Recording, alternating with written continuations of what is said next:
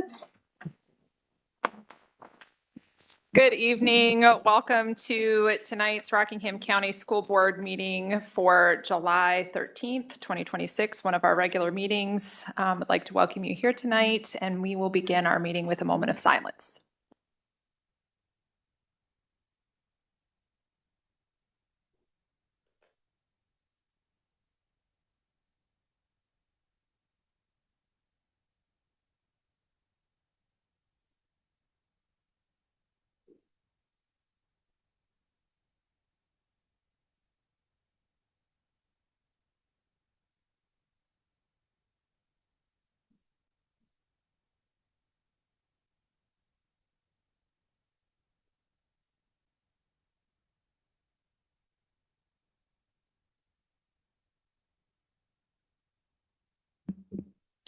Thank you for joining us.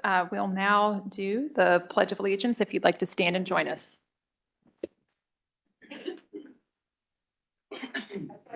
This to the flag of the United States of America and to the republic for which it stands, one nation under God, indivisible, with liberty and justice for all.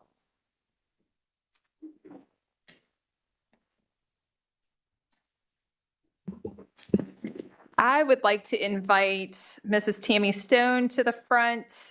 She is coming up to present to us some elementary solar winners. Perfect. Thank you, board. I'm so thankful to be back here today. If you remember back in June, we presented to the middle school students, but the elementary students had fifth grade graduation or promotion. I was like, I know there's a word for that, but I couldn't remember.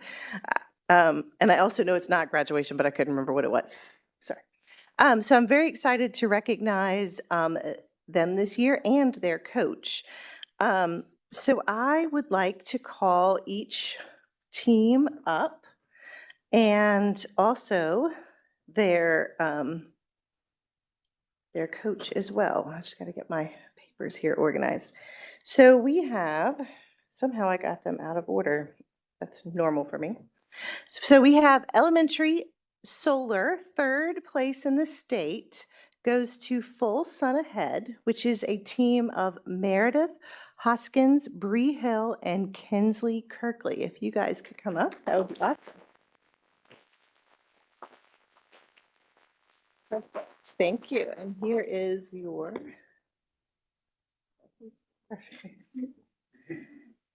So they're getting little Rubik's cubes with their solar 2026 thing on it.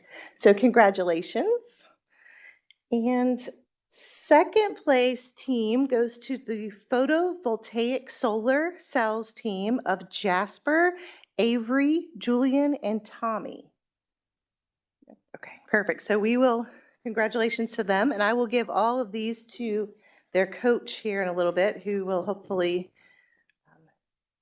So then we have the first place in the state and the first place in Worlds.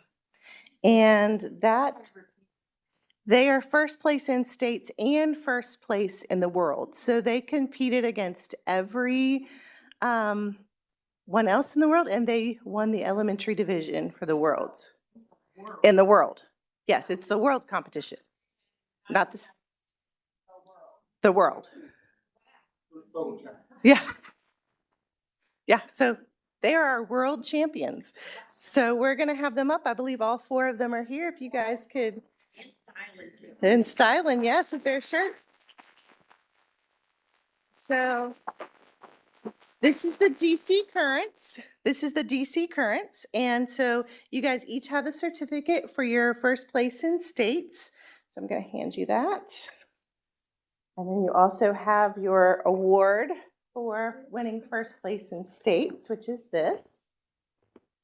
That there, one of those. And then, of course, we felt like because they won Worlds and the solar, they have a solar array to like display at their school for just the year, and then it goes back. It's part of that sustainable. But we felt like they needed their own award, so we have these medallions for them. So congratulations. And here are your world champions. Give you those. I do have one for each one of you. You don't have to. All right, so here you go.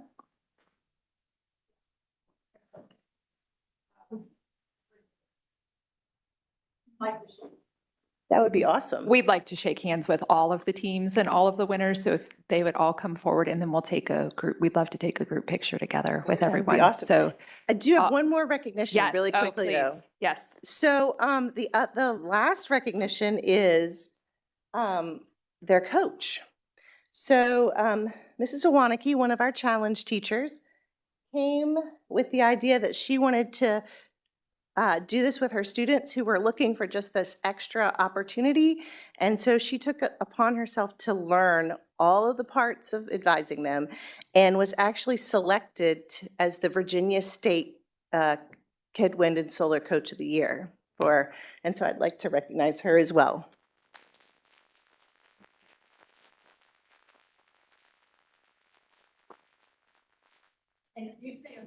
But Okay, wait, perfect. tell Thank us about what, like DC Currents, I gotta know. Okay. Why were you DC Currents and what'd you do? Do one of the students want to take the microphone and tell us all about it? Or their coach could do it if their coach wanted it. Why don't you tell about what you You guys won World. We're not scary. You had to talk to the coaches at Worlds. Tell them what kind of circuits you had in your. we had DC circuits, so like a little lower than like normal. Not the AC. So I don't know if you guys heard, it was Percy Jackson and the Lotus Casino. And then what did you power with your solar panel? You remember? Fountain. We had a fountain. We had lights around the outside. We had a spinning car on a motor. We had a jiggle monster, and we had a car alarm. And your gravity battery, and you had where we put the clock, and then hooked up the clock with some of the things.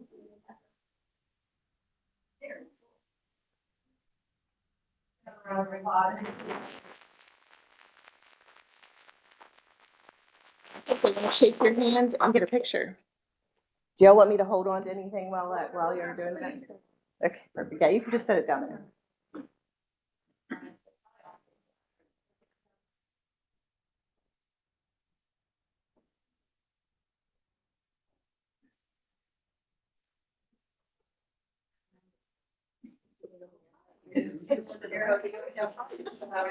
Well, should we do it? And then why don't you all walk through? We'd all like to shake their hands.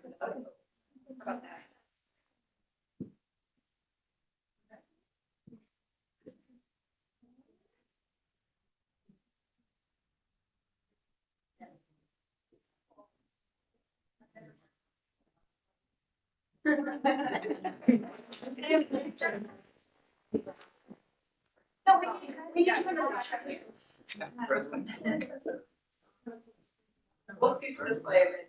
That, or you guys stand in front of the bottom and. No, here, stand right here. Are we standing? 1, 2, 3. 1, 2, 3. Good job.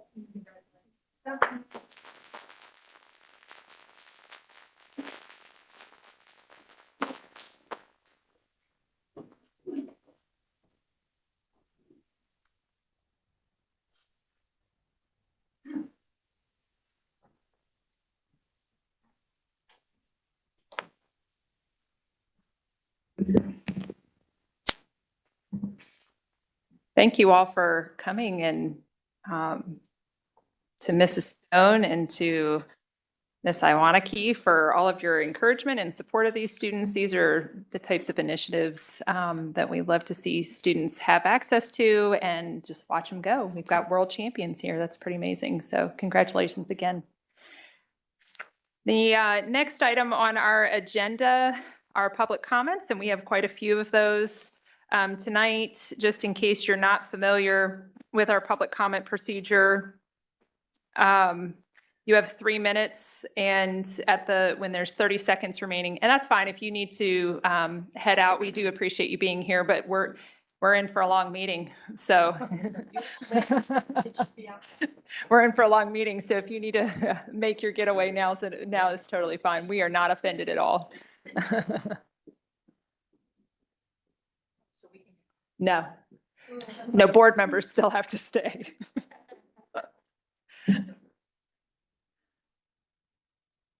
Nice try.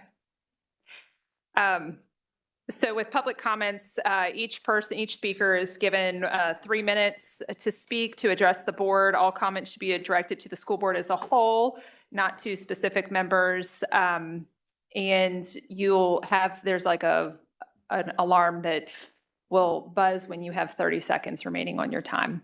At this time, I would like to invite Kimberly Dove to come forward, and she'll be followed by Ruthie Beck.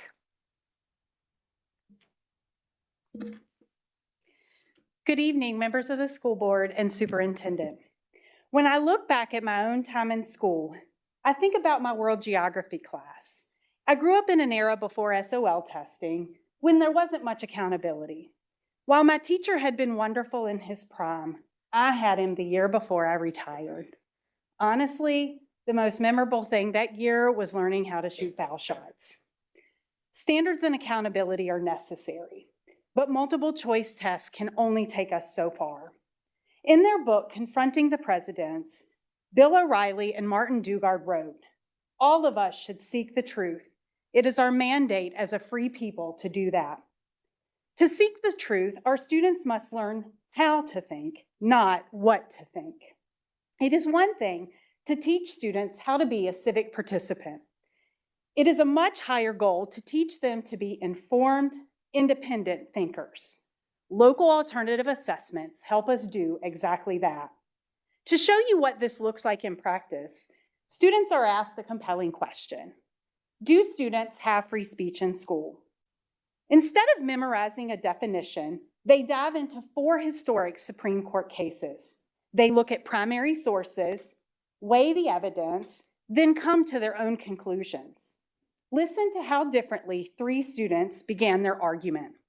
Student 1 said, "I think students have free speech up to a point, and then once you get vulgar enough, your rights may get taken away." Student 2 said, "There is a case that can prove students have free speech." And student 3 said, "There are multiple cases of kids getting in trouble for saying something in school and getting punished for it." Now, let me be clear. This isn't just about handing out participation trophies or accepting any random opinion. An answer with no evidence fails. Notice the variation, though. One student looked at boundaries, another began with legal precedent, yet another looked at school discipline. But each of these answers is valid because the student successfully backed up their answer using Supreme Court cases. Inquiry doesn't hand students an ideology.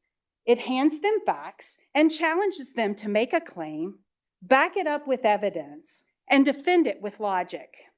Students can arrive at completely different conclusions, yet every single one of them walks away knowing how to investigate the world for themselves. Thank you for your time and for helping RCPS students become truly civic-minded citizens. Thank you, Ms. Dove. Ruthie Beck, you're heading to the podium. Thank you. You'll be followed by Haley Saunders. Good evening, board members and Dr. Shiflett. I've been an educator in Rockingham County for the last 10 years, and I've always admired the county's commitment to the 5 C's of education: critical thinking, creativity, communication, collaboration, and citizenship. These concepts form the bedrock of a well-rounded student who is ready for life after graduation. On the Rockingham County Public School website, the tagline appears, "Educating today's learner, developing tomorrow's future." In the age of ever-increasing clickbait and unreliable sources on social media, it is essential that we cling to this motto and help students develop valuable critical thinking skills. Tomorrow's future will need the skills that the 5 C's encompass, especially for a life that will throw our students problems, not neatly packaged with 4 multiple choice options to choose from. One way we educators can foster these skills is through projects that require students to use inquiry through local alternative assessments. These assessments allow students to dive deeply into a problem phrased by a question. Students are required to conduct evidence based on research using critical thinking skills to develop a claim, while analyzing primary and secondary sources to support their claim. Through local alternative assessments, students have to use higher level thinking skills they will need throughout their entire lives. It is amazing to see how the students approach these problems. There's a plethora of angles and answers that we see. We see variation, different points of view, and well-rounded arguments. We also see a student's passion, something that is lacking in a traditional multiple choice assessment. It is our privilege and duty as educators to create an environment where students engage in this type of higher level thinking and problem solving, and inquiry can help us do just that. Thank you for your time and commitment to the students of Rockingham County to become active and engaged citizens well beyond their time in the classroom. Next up is Haley Saunders, followed by Chris Bodkin.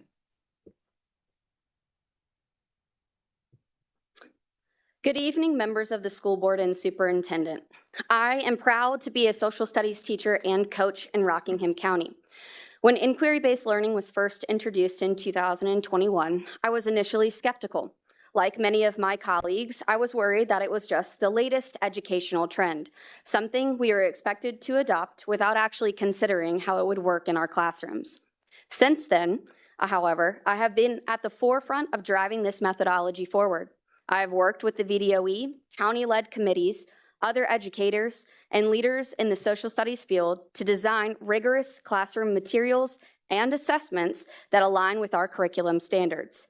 This work culminated in a 2023 pilot program where social studies teachers were successfully demonstrated how inquiry-based learning can be utilized as a powerful assessment tool in world geography. That is why, as a world geography teacher, I feel compelled to correct the narrative raised at the last meeting, which suggested that inquiry isn't needed in geography classrooms because students are just labeling maps. World geography is not about rote memorization. It isn't just about knowing where a place is, but why it's there and how its location shapes the human experiences, cultures, and global conflicts around it, many of which our students are intimately aware of. Effective geography instruction requires inquiry to be at its core. Furthermore, it was also suggested that inquiry belongs exclusively in instruction and not assessment. Standard educational practice requires the two be mirrors of each other. These assessments demand far more of students than a traditional multiple choice test, and I know firsthand they demand far more from teachers as well. While multiple choice tests only measure the baseline of Bloom's taxonomy with basic recall, inquiry challenges students to actually use that data. It pushes them past the simple rote learning by asking them to apply, analyze, and synthesize information into a strong evidence-based claim. Based on the proven success of our high school model, I respectfully ask the board to support expanding inquiry-based performance assessments in grade 4 Virginia Studies and grade 8 Civics. I also urge you to protect the inquiry model already in place at the high school level. Our students deserve instruction and assessments that do not just ask them to identify a country on a map. They deserve assessments that give them the opportunity to show what they can actually do with their knowledge. Thank you for your time and consideration. Thank you. Next up is Chris Bodkin, followed by Jana Grandel. Good evening. My name is Chris Bodkin, and I am an 8th grade civics and economics teacher at J. Frank Hilliard Middle School. I have taught social studies in Rockingham County for 35 years. I remember when SOL testing first appeared in the late 1990s and became the means by which students were assessed. The use of multiple choice tests to assess how well students learned material in social studies turned our classes into a game of Trivial Pursuit. The state gives us a list of random facts to teach, and we, as teachers, hope our students remember them until a day in May when they take the test. SOL testing assumes that every student has the same abilities, learns in the same ways, and can master the same amount of material in the same amount of time. I'm here to tell you that is simply not true. Every child is different. Every child has different strengths. Every child learns differently. So why shouldn't we assess them differently? I remember playing with a toy as a child. It was a wooden pound-a-peg toy. With this toy, there are different colored wooden pegs that are also different shapes. The object was to pound the correct peg through the correct hole. For example, the square peg would only go through the square hole. The students we teach are like this game. We get some students who are circles, some who are squares, and some who are triangles. The problem is that SOL testing is only one shape, so the students or the other two shapes are not going to fit that hole.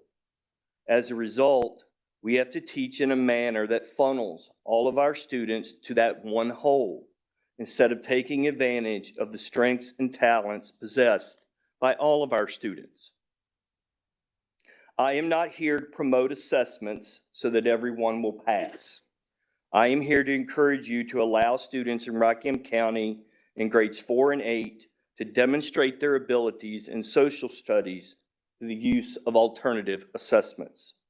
Instead of teaching these classes with the goal of simply memorizing a list of random facts, you will be allowing us to assess our students in a variety of ways that will allow us to focus on the entire student. Don't force us to continue requiring every student to fit in the same hole. Allow us to get back to teaching the entire student and working with students' strengths to help them be more successful. I thank you for your time and wish each of you an enjoyable evening. Thank you for sharing your comments. Next up is Jana Grandel, followed by Thomas Hindley. Good evening. My name is Jana Grandel. For the past 12 years, I've taught 4th and 5th grade at John C. Myers Elementary, and I'm currently transitioning into the role of the instructional coach at Falks Run Elementary. During my time in the classroom, I had the opportunity to work alongside a team of teachers and representatives from James Madison University to develop inquiry-based lessons for 4th grade Virginia studies. Over the course of these 2 years, we created multiple inquiry units that were not only implemented across Rockingham County, but were also shared with educators throughout Virginia at the Virginia Council for the Social Studies Conference and nationally through the National Council for the Social Studies Conference. Inquiry-based learning transforms students from passive recipients of information into active participants in their own learning. Rather than simply memorizing facts for a test, students investigate questions, analyze evidence, make connections, and construct their own understanding. It promotes critical thinking, engagement, and student ownership of their learning. As a teacher, I witnessed firsthand the deeper understanding students gained through this approach. They were more engaged, more invested, and more excited about learning because they were exploring meaningful questions and making real-world connections. One inquiry unit our team developed focused on the civil rights movement in Virginia and the 1951 student strike at Moton High School in Farmville, led by 16-year-old Barbara Johns. This unit connected directly to multiple Virginia Studies SOL standards, including segregation, desegregation, integration, Brown versus Board of Education, Oliver Hill, massive resistance, and Harry Byrd, to name a few. Students began with a compelling driving question: how do the actions of Barbara Johns still inspire us today? To answer that question, they investigated supporting questions, such as, how did segregation impact Virginia? Who was Barbara Johns, and what inspired her to take action? What impact did her actions have in Farmville and beyond? Throughout this process, students examined multiple perspectives, explored issues of justice and equality, and connected historical events to challenges they see in their own community today. They didn't just learn about history, they learned how individuals can create change. This unit culminated with students revisiting the driving question and writing letters to Barbara Johns' sister, Joan Johns Cobbs, explaining how Barbara's story inspired them to make a difference in the world. In past years, Ms. Cobbs responded with a video message sharing how much their words meant to her family. The pride and excitement the students felt in that moment was incredible. Inquiry-based learning as alternative assessments is not a loss of rigor, nor is it a watered-down approach to education. It is meaningful, authentic learning that challenges students to think critically, make connections, and apply their knowledge in purposeful ways. Most importantly, it creates learning experiences and problem-solving skills that stay with students long after they leave our classrooms. Thank you. Thank you, Ms. Grandel. Final speaker for this evening is Thomas Henley.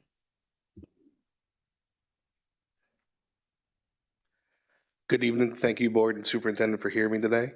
I'm TJ Henley, a social studies educator at the wonderful Broadway High School, and I've been there since before we adopted the idea of assessments. I'm also the Broadway Lab School social studies representative for the Lab School team. As a Virginia resident and high school graduate myself, I cannot recall a time where a single person has once praised the SOL multiple choice test.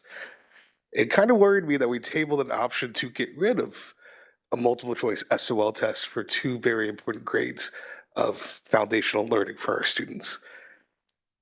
As a teacher, every single year we have our back to school night, parents come in, and our parents are wonderful. They care and love their children, and they have concerns. As a social studies teacher, the concern is almost always, please tell me you don't have the SOL. The civics SOL brought trauma or stress or didn't show my students' true strengths. What is this IDM? They hear about it, they hear this idea about what is inquiry, they have questions, they don't know. I typically explain how we go about the IDM. It's a year-long test. The students have multiple opportunities to improve and learn. They create claims, reason, and evidence. They look at primary sources, all that good stuff. But what really makes the parents relieved at the end of the day is they're not tested once. They're tested throughout the year. They're given opportunities to learn and grow because they are 14, or they are 13, or they are 10. They grow much faster than we do. Their ability to learn and changes throughout the year. The IDM shows that reflection. They're able to have their own voice. They have skills that go beyond the classroom. That's what these parents want. They want their students to be well-rounded. And multiple choice SOL test is a building block. It doesn't really test anything but memorization and flashcards. It's something you use in the classroom to help understand the standards we already have, but it doesn't go beyond that. The idea that if we keep it, we haven't learned anything in 30 years. So many districts in the state are moving to inquiry. They see the benefit of these state-made assessments. And I understand concerns of where's the rigor. Rigor is what we care about in the lab school program. All year long, we're doing project-based assessments, we're doing inquiry, we're combining science, social studies, English, health and PE, and we have an exit interview. And what impresses me every year of these students is they value that connection. They value those transferable skills, and they thank us for teaching them. Something an SOL can never attend. I encourage you to untable the Senate Bill 200 option. Adopt IDM and inquiry for 4th and 8th grade. It will help your students, and our parents will love it. Thank you all for your comments this evening. Board members will now continue with our agenda. The next item is the consent agenda. Items there for your approval are the minutes from June 22, 26, from the June 22, 2026 retreat. So for those of you who are wondering, we had a great week of school board meetings. We started our day on the 22nd with a retreat, and then we came here for a school board meeting, and then we went back into retreat the next day. So all three of those meeting minutes from both retreats on the 22nd and 23rd are there, as well as the business meeting from the 22nd. Also, you'll see minutes from July 1st, 2026, which was the work session, the personnel listing, and I do need one motion to approve the consent agenda. I move to approve the consent agenda as presented. Thank you, Ms. Lord. Do we have a second? Second. Thank you, Ms. Burgoyne. Any questions? All those in favor of passing the consent agenda as presented, please say yes. Yes. All those opposed, say no. Motion passes 5-0.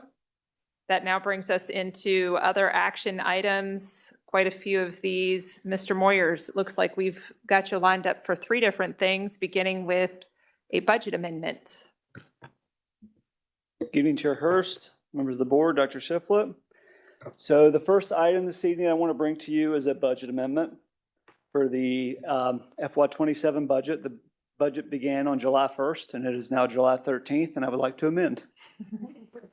So based on the additional state revenue that we're going to receive, I would like to ask you for a budget amendment of $2,607,909.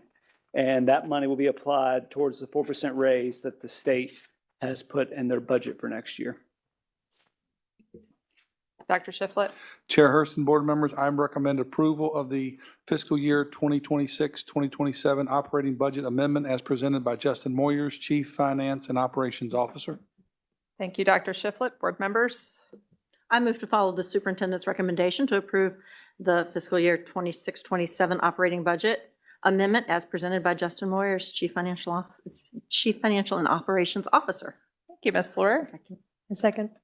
Thank you, Ms. Irons, for the second. Does anyone have any questions?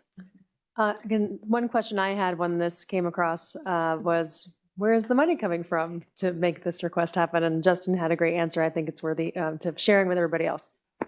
So the state typically covers 55 to 60% of a raise when they give it to us.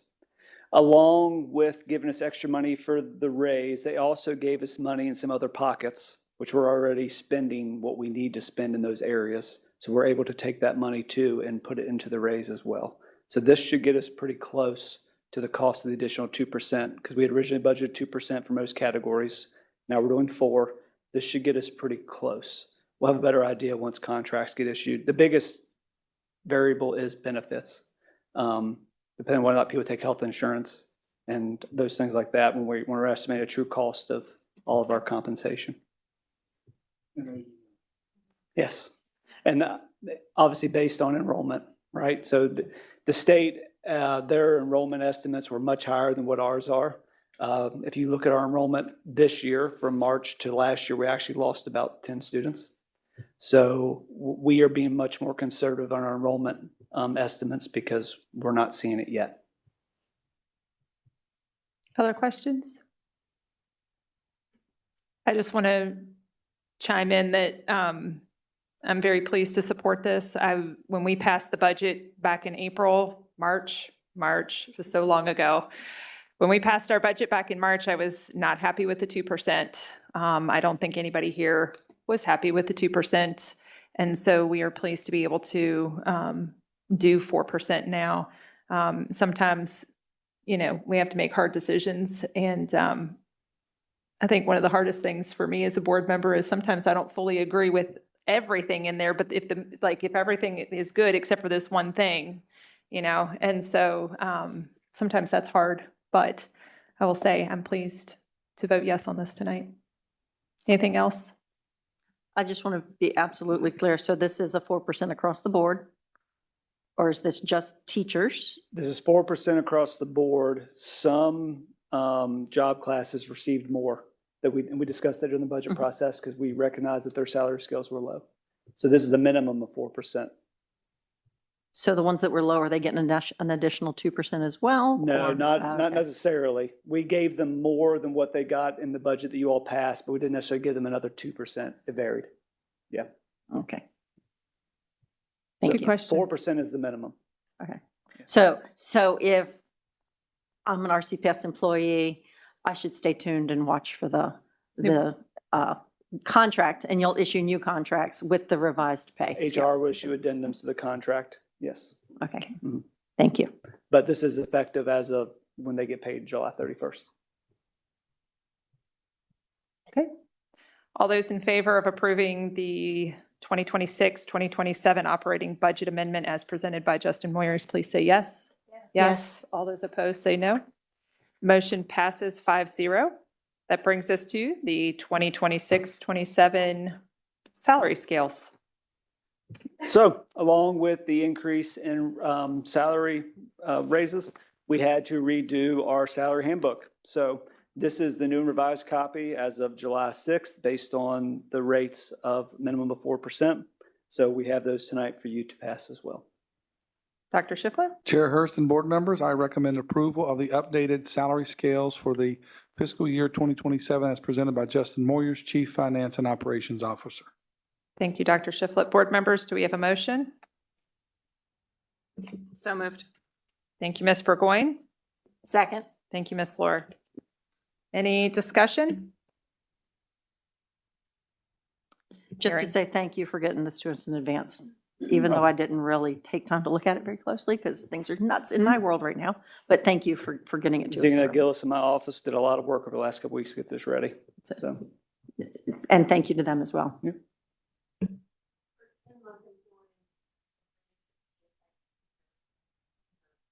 Thank you. Yes. For So everyone. July 31st for 12-month people. For 11-month, it'll be August 31st, and 10-month will be September 30th. Yes, because that's when their new contracts start. Yep, Yes. got it. Okay. Anything else? Ready to vote?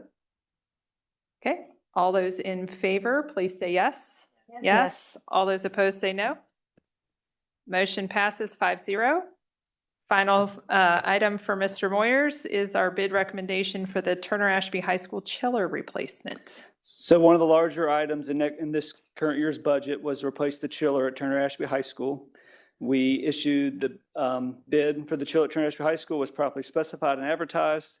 7 firms received bid packages. 1 did attend the mandatory pre-bid conference, and 1 responded with a sealed bid as follows. It was Riddleberger Brothers in the amount of $1,778,814. Our recommendation is to award the contract to Riddleberger Brothers in that amount. Thank you. Dr. Shiflett? Chair Hurst and board members, I recommend awarding the bid for the chiller replacement at Turner Ashby High School to the lowest bidder as presented by Justin Moyers, Chief Finance and Operations Officer. Thank you, Dr. Shiflett. Board members, do we have a motion to follow? I move we follow the recommendation. Thank you, Ms. Lore. Second. Thank you, Ms. Burgoyne. Any discussion?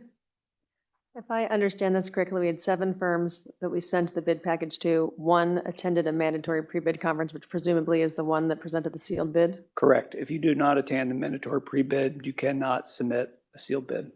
And so they're the only ones that attended. Yes. When is this getting installed? That's something I'll need to check with Steve. As soon as you all approve it, I have a feeling the work's getting started. Yes. That'd be nice to have done before school starts. Yes, I know they're going to get on it. Okay. I think it feels great in TA. Do you? I think it feels great. Very chilly. Okay. All those in favor of awarding the bid for the chiller replacement at Turner Ashby High School to the lowest bidder, please say yes. Yes. All Yes. those opposed say no. Motion passes 5-0. Okay, thank you, Mr. Thank you. Moyers. Appreciate your time. Okay, next up, we have a policy adoption for student use of instructional technology and screen time. Chair Hurst, this is not the first time we've looked at this policy. Was presented at May 11th. We've gathered some stakeholder feedback, looked at it over our retreat. And so I'm bringing it for you, to you tonight, and I recommend adopting the policy student use of instructional technology and screen time as presented. Thank you, Dr. Shiflett. Board members, do we have a motion? So moved. Thank you, Ms. Irons. We have a second? Second. Thank you, Ms. Cave. Any discussion? Ms. Lore? Yes, please. So I don't love the fact of in the policy that 6th and 7th graders can't take the Chromebooks home. And I've been vocal about that. And there is a clause in it that says students may check out a Chromebook due to extenuating circumstances. So I might be able to get to a yes vote tonight if you kind of help me understand what extenuating circumstances may be. So if a student misses 3 or 4 days of school for a prolonged illness and they're behind on their work, they may be able to work with the principal to check out a device to take home.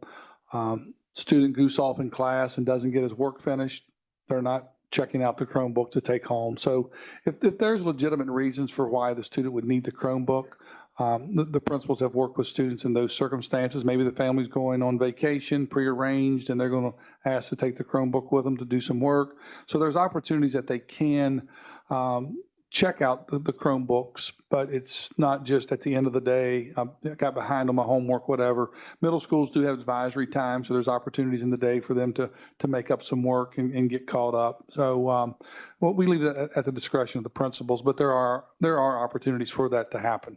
So if my child needed to take home their Chromebook, I simply need to have a discussion with the principal? Yes. It's livable. And then I would also ask that we maybe let this run for a year and revisit it. It's my understanding that second grade is starting to get some more rigor, for lack of a better term, and may need like more assessments and that kind of thing done. So I think it would be wise to reevaluate this in 1 year. I agree. Do we want to touch base like mid-year and just put it out there? I mean, I would hope that our staff would say, hey, this is ridiculous, this isn't working. But maybe for us to reach out and say, hey, how's it going? I don't know, our staff's pretty quiet about never talking to us, right? That is sarcasm because they're still all sitting here, or not all, but there's still a lot sitting here. And I appreciate your all's comments from earlier tonight. But yeah, I would support getting a report like mid-year on how it's got an update. And of course, and we'll just go ahead and say it right now. Teachers, if you have any concerns or questions as we move forward, reach out to the board. We'd love to hear from you. Who else? The feedback that I received from most of the people that contacted me were actually mostly in favor of these policies limiting technology access. I think the research shows overwhelmingly, and parents are requesting overwhelmingly that they would like to see less of that. I know I share that. I actually received several emails about the concerns with the high school being too vague. That is also something we look to address, after a year or 6 months or so. I hope that, we trust our employees and our professionals, and we just hope the spirit of the document will go with the high school teachers as they have more autonomy in this policy than, say, the early elementary schools do. But I think we're all, I'm sure the professional teachers are aware of the research as well, so we're not telling them anything you don't already know. Dr. Shiflett, we're already doing the 6th and 7th grade. They don't take their Chromebooks, correct? Correct. And some of this policy was shaped from our guidelines we had developed Right. last school year Right. with working with teachers and administrators and parents collaboratively. So some of this is not necessarily new, but we've actually Right. put it into a policy. Right. And I would like to iterate what Ms. Irons, her comment, like I think if folks would just go to the very first page and talk about sort of the intentionality, right? Teacher directed and supervised, limited in duration, right? Really prioritizing direct instruction, discussion and collaboration, writing and non-digital learning activities. I think if we would focus our attention there and not worry as much on the back page about, the do's and don'ts, right? But get into the spirit of what we're trying to accomplish, right? We don't want students spending their time in front of screens.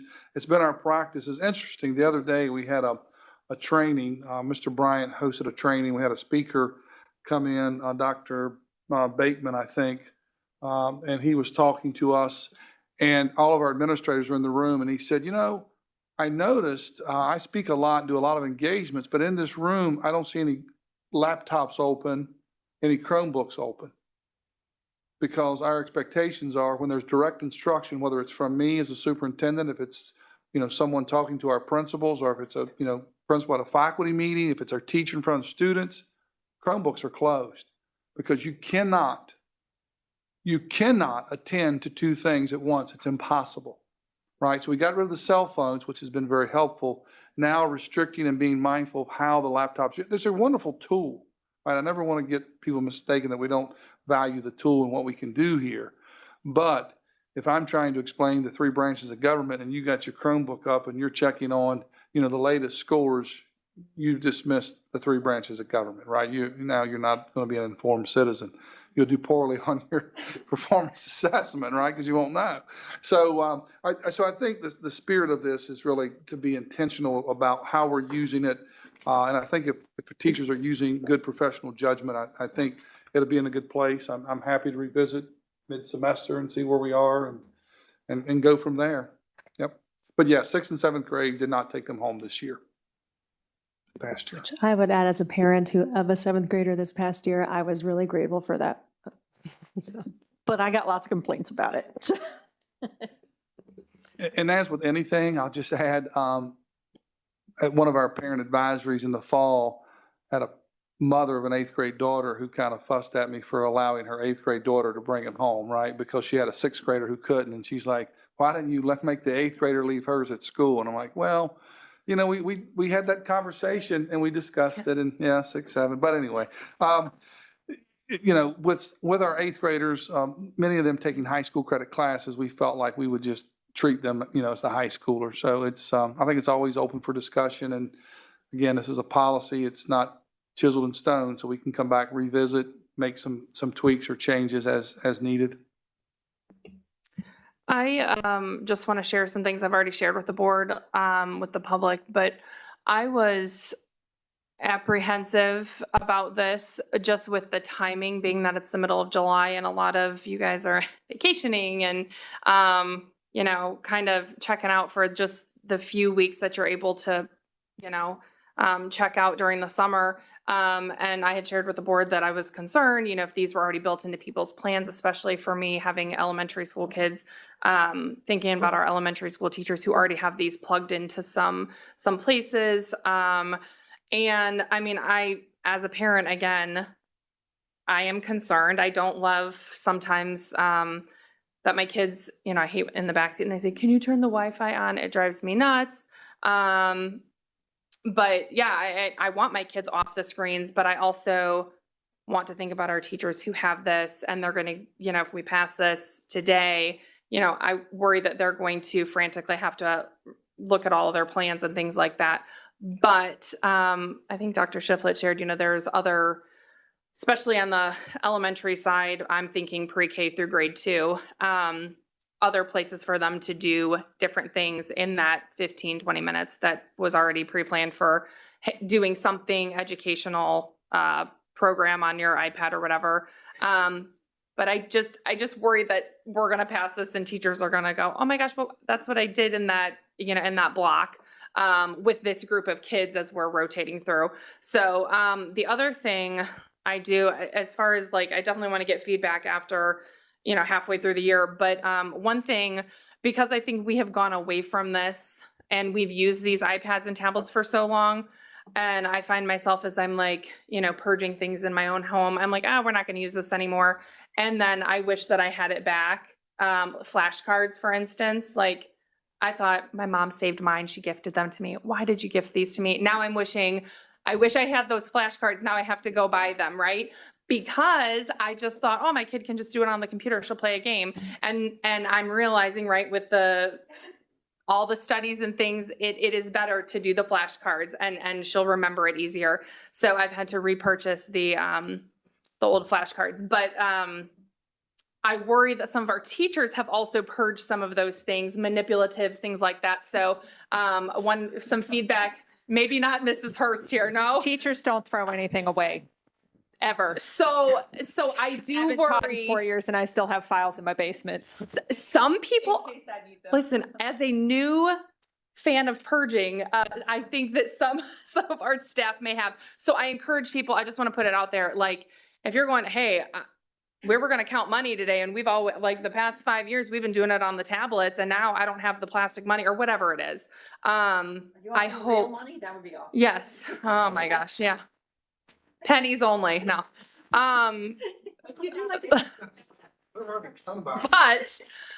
But I do encourage people to reach out, hey, this has left me high and dry. This is what we were planning to do. This is how I've always taught this. I don't want our staff to go, what am I supposed to do in this moment where I've been doing it this way for so long?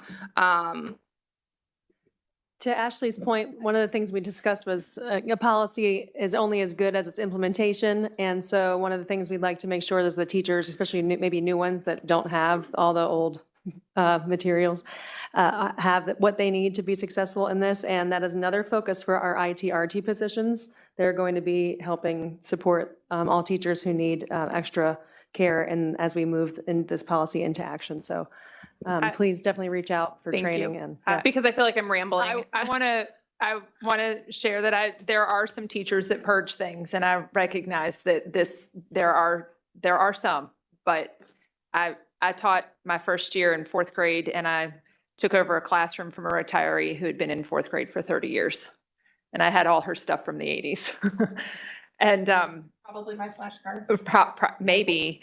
And same thing when I moved to fifth grade. But I will say that it will take a little bit of adjusting. I just want to make sure that we don't have any paper police.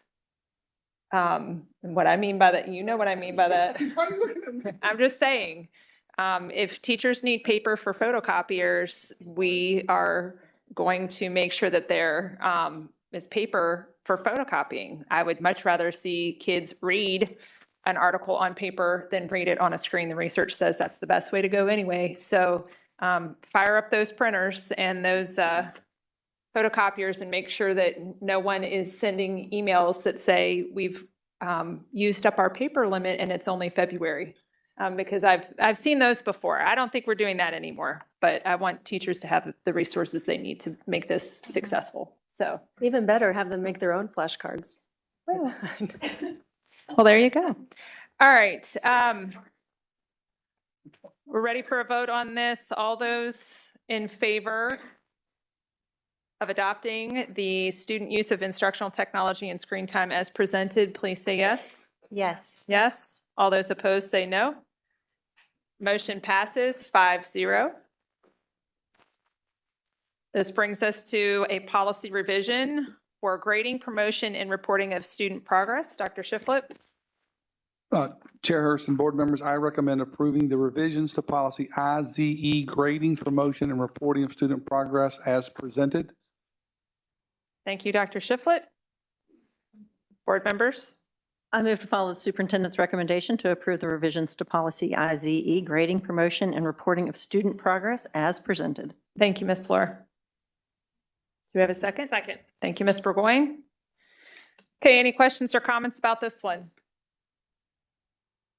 I just want to share with the public that we've been really working on this, chewing on this for half a year probably. First draft came to the board, I think, in May. And we've spent quite a bit of time working on this, revising this, checking in with teachers. And the first draft was created by teachers. A huge thank you to all of the teachers who spent their time meeting and sharing and discussing and sharing information with their colleagues, collecting feedback, coming back. Thank you to Dr. Shiflett and his team for bringing this policy together. Just like with the technology policy, I think we need to live with this one and see, we'll revisit it. I think this is one that we revisit every year for a little while until we make sure we've got it right where we want it. So this isn't we're required by law to review policy every 5 years. I think we'll be reviewing this one more than every 5 years. So does anybody else have anything they'd like to add before we vote?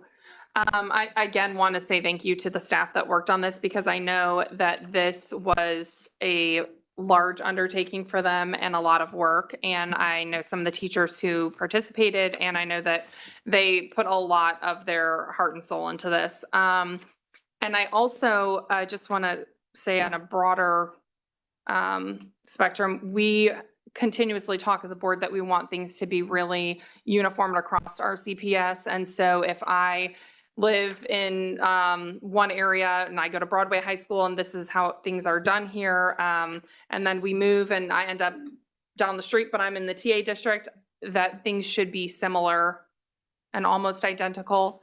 especially with standard things like this, like grading. And so that's, for me, that's one goal, because I constantly, as a mom of little kids, talk to other moms and they go, well, this is totally different at my school. And it almost felt like we were in two different school systems rather than one RCPS. So I think that this will bring more uniformity to all of us. And we do have kids who move around and go to different schools within Rockingham County. So this, I think, will set that expectation from one school to the next. So I appreciate all the hard work that went into this. I would like to highlight one major change in that there is a possibility, and correct me if I say it wrong, but there's a possibility that if you are in danger of being retained and you do not attend summer school, your danger of being retained goes up. And we are going to start retaining students. And knowing that summer school is now going to be a critical part of our plan, and we are going to really require kids to go to summer school. I have talked to Dr. Shiflett, but I want to be on the record of, I think we need to look at kind of rolling summer school start times and not all of us start and run the same exact time. That way, if my kid goes to church camp at this week every year, and that happens to coincide with summer school, I could pick a different summer school at my expense to drive the kids to, so that they could also attend summer school. So just to look at that. So That's a good idea, Ms. Laura. That kind of no, I talked about it like that kind of rolls into what I've been saying for a while, which is I think we need to look at what we're doing in summer school and be very intentional. We need students who need additional support to come to us for that additional support in summer school. So we need to make sure that we're delivering the very best product to them during the summer. And I think we probably need to take a look at that sooner rather than later. Because, you know, some of the things that have come up is retention is to benefit the kid, but it also will change adult behaviors involved all around, right? So teachers are looking at what can I do differently? Instructional coaches are going to be invested, reading specialists are going to be invested, and parents are going to be invested. Like it's going to bring a whole team of people together to get a struggling reader what they need so that they don't have to be retained. That would be ideal. So we're not looking for broad sweeping retentions across the board. We're looking to get kids what they need, and the goal is everybody reading. So anything else before we vote? Dr. Shiflett, I'm sorry. I was wondering to follow up with the grade level symbols. Did you get this today? I have not. So in kindergarten, mentioned that. it says meets expectations is the highest level, and then grades 1 and 2 are exceeds expectations, but grades K through 5 as specials have exceeds expectations, and we were concerned there might be some, here you go. Kindergarten tops off That at meets that if expectations. a kid in music class or art class could get exceeds expectations, the parents might be confused if in kindergarten they are only meeting expectations. But not up there. And I don't think anybody's arguing for exceeds expectations up here in No. the kindergarten category, but that Just to communicate clearly to parents. art, we might need some clarification on that. The only other concerns I had, most of the emails I had were concerned about this, were that they weren't sure where the policy came from, and I'm glad, thank you for pointing out that this is created by Rockingham County teachers who worked very hard on it. And then additionally, the biggest area of concern rather, that I saw or received feedback from was the high school performance being 70%. And a lot of parents just being concerned that there are going to be a lot of standardized tests. But I just like to point out that performance is not just standardized tests. It includes all kinds of different things, benchmarks, final essays, projects, presentations. So it's not just going to be heavily reliant on, again, on multiple choice tests. And I hope that brings some calm to the concerns. Dr. Shiflett and Chair Hurst, can you guys just hit the super high points that people probably need to be aware of, such as we might retain students moving forward, parts of it? Nothing like putting you on the spot there. I I think one edit that we made in multiple places is that grades should accurately reflect a student's independent performance at grade level. And at grade level is important because if you're in 5th grade, where your report card should reflect what you can do with 5th grade level content independently, not with we do lots of things to support students, but ultimately a child who is not reading on grade level and has an A in the reading box, I think that's misinformation for a parent and for the kid. And so grades should accurately reflect a student's independent performance at grade level. That is one of the key changes that we felt like needed to be placed in there, and you'll see that in red. Parent communication is always important. Trying to think of some other highlights. I think there's still some flexibility for teachers in here, while we also indicated that if you have a 4.0 at Turner Ashby High School, it should mean the same thing that it does at East Rock. It should mean the same thing at Broadway High School. Like a 4.0 should mean the same thing in Rockingham County. So that's the kind of consistency that we've been looking for. There are special considerations for special populations, adapted special education, English learners, advanced placement, dual enrollment. So there's considerations for that as well. Specific expectations are in here as well. We did look at opportunities for retakes and corrections. They may be provided for special or partial, may be provided for partial credit. But this thing of stringing on late work forever and ever, amen. I think there needs to be a deadline, and the board felt really strongly that the end of the 9 weeks is the end all be all. At the end of the 9 weeks, that's it. Like, you can extend some grace as a teacher if needed, but this thing of being able to redo assignments all year, we're not doing it, and we need some deadlines, and that's a real world experience. That's real.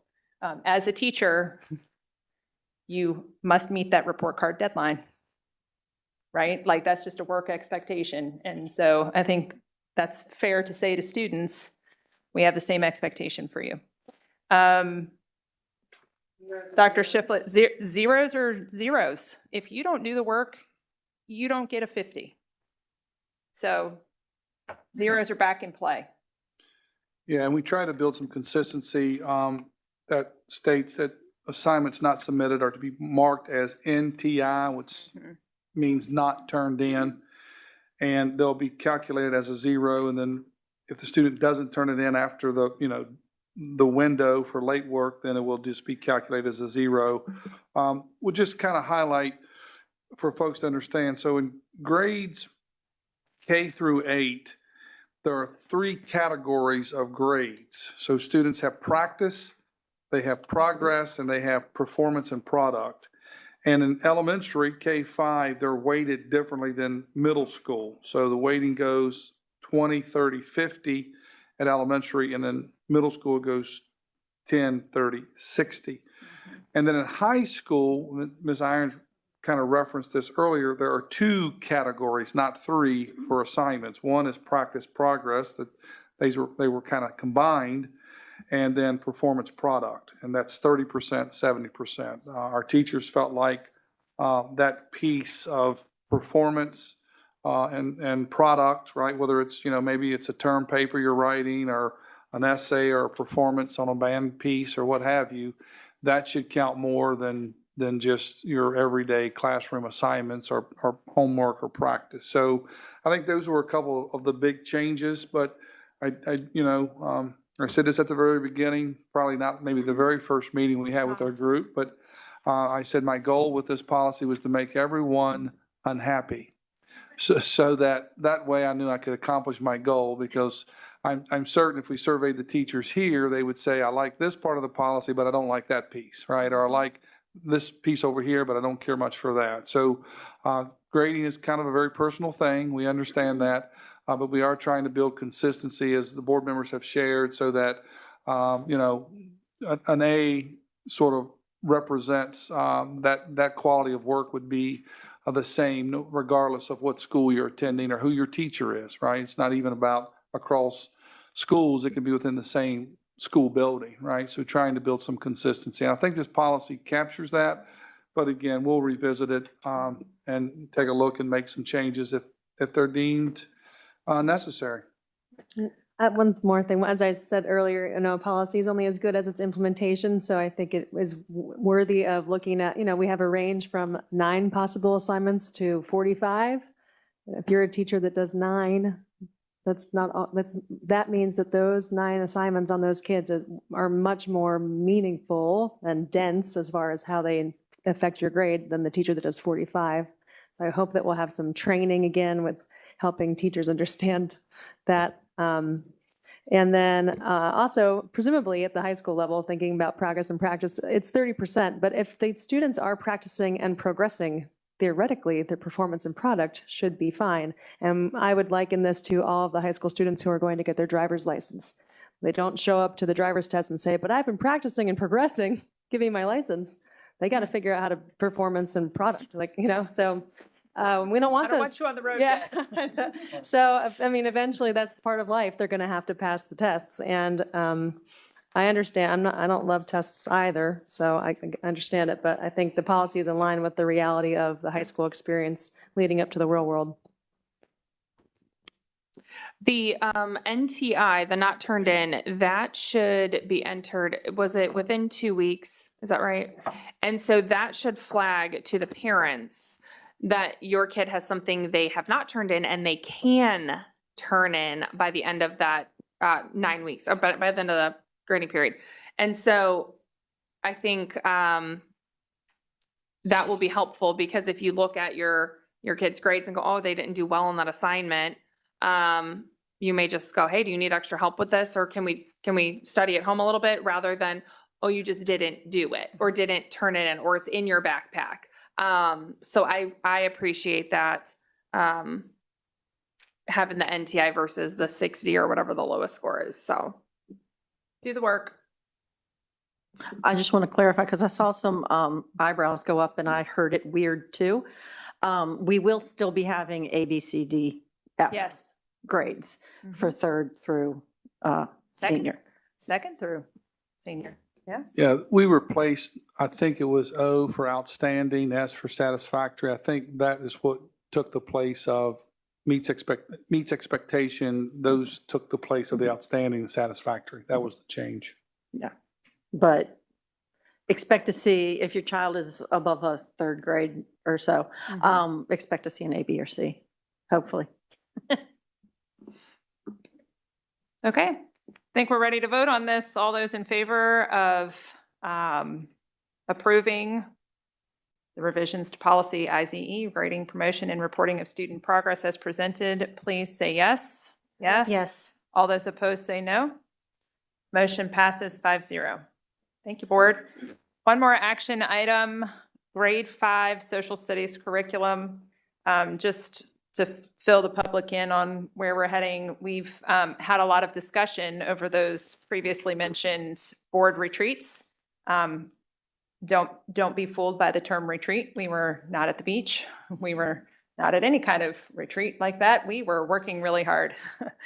And one of the things that we discussed were some potential revisions to the grade 5 social studies curriculum, looking at a focus on the inclusion of U.S. geography while maintaining some elements of the division's current local history curriculum. So board members, I do think there might be a motion ready. Yes, I move to direct the superintendent to review and redesign the 5th grade social studies curriculum to strengthen the students' transition from 4th grade Virginia Studies to 6th grade U.S. History 1. The revised curriculum should retain instruction on the Shenandoah Valley and the Virginia's regions, while expanding students' understanding of Virginia as one state within the United States through increased emphasis on American geography, civics, founding principles, people, places, and events that shaped the nation. The superintendent will present recommendations for curriculum revisions, implementation, and any associated resource to the school board. Yeah, second. Thank you, Ms. Cave. Any discussion? Do we have a time frame on this? ASAP.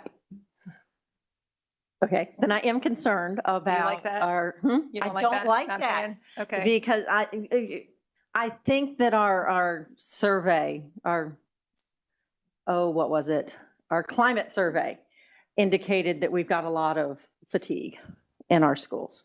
And I don't want to put too much on our fifth grade teachers. They've already got, I always call it letters, and it's not letters. It's like, is it CKLA. ICM, AD, what? CKLA. CKLA. They've got that. It has letters. I don't remember what they are. The reading curriculum, that's what I was told to start calling it. They've got the reading curriculum. They've got the benchmarks. They've got a whole lot on them. And I just don't want to fatigue our teachers beyond their capabilities. So, I do who have would very- be in charge of this, Dr. Shiflett? I'm going to delegate this to a committee. And we'll have some, did you say fifth grade in your motions? We'll have some fifth grade teachers. We'll tap Mr. Bo Dickinson and we'll get some folks together and start working on this. I mean, it will take some time to do this, to orchestrate it, to get the resources, what have you. And you said you wanted to retain the portion on the Shenandoah Valley geography? Is that correct? Red's on, right? When we were looking at the curriculum, one of the natural sort of flow that I saw, the first 9 weeks, they work on the geography of the valley and Spotswood and the Knights of the Golden Horseshoe, which talks a lot about physical geography of locally, and then across the state, they go into the regions. To me, that's a natural extension to go, hey, here are the regions of Virginia. Virginia is surrounded by other states too, and then branch out from there. Oh wait, those states, 50 states make up a nation. What's the nation about? And that gets them ready for sixth grade, which is U.S. History Part 1. I'm totally open to what else is included in that, but I think it's very important for the students to learn all 50 United States, and it's something that Rockingham County students don't learn early. I mean, I can say when I was teaching ninth grade study skills 20 years ago, one of the things that I did was give a blank map to students and say, as a study technique, fill in what you know. And most of them looked at me and said, this is what I know. And it was still blank. And so I ended up teaching the 50 United States then. And my students who have gone through, my own kids have gone through, and they aren't learning that in school. I think we do them a disservice not to include that. And as we discussed it, fifth grade seemed like a very natural place for it. We've discussed it extensively, so I don't want it to seem like it's coming out of nowhere here in public discussion. But Fifth grade field trips are to DC, I do believe. Is that right? Do they? Varies by school. It varies by school. Varies by school. I do believe at my kids' school, they go to DC. So I think this is very appropriate this is the nation's capital, and here you are in DC for the day. So, and of course they went to Jamestown last year. So it just, for me, this makes sense. I also really want to put my pitch out there for the president's song, because my kids love, they randomly would be like, sing the president's song. And I still remember I learned it in sixth grade. Yep. well, and That's my pitch for the president's song. well, as a former music teacher, fifth grade is a perfect place for the 50 United States song. Yeah. And some of the fifth graders are already learning that. And so it's just it's a very nice. So it cohesion. sounds like you need to So- have Becky Ford on that committee too, because please don't make the fifth grade teachers teach singing, because like, you guys don't want me doing that if I I'll was do a it. fifth grade No, I'm teacher. just kidding. Yeah, yeah. Back to Ms. Laura's question on implementation. Can we do this? Can we just have a progress report in 6 weeks from you? You tell us where we're at, get us a plan together, tell us what you need, what's reasonable, feasible, get the committee together. I think the committee can understand the urgency with which the school board would like to see this implemented, but I think we all also understand that it's July. And so I just want to make sure that I understand the assignment, right? Because that's, I'd like to see the rubric, please, and how this will be scored. So we want geography of the United States. so we're going to look at rivers and mountains and the plant, like look at specific geographic parts of our country and then how it has influenced, where people live within the United States and how it's influenced jobs and economies and those things? Or is that, I just make sure I understand, like that's what I envision. Like I'd like to see us set ourselves up so when kids get to 6th grade, for example, and we start talking about westward expansion, and we say, well, we had some difficulties when we ran into this little thing called the Rocky Mountains, right? And like why it caused some heartache. So I see it as a way to kind of help, again, build background knowledge for geography and what's here, and getting us, as we move forward, we talk about, well, Hawaii was attacked in World War II. Well, why was Hawaii attacked in World War II? Well, where is it located, right? And those types of things, right?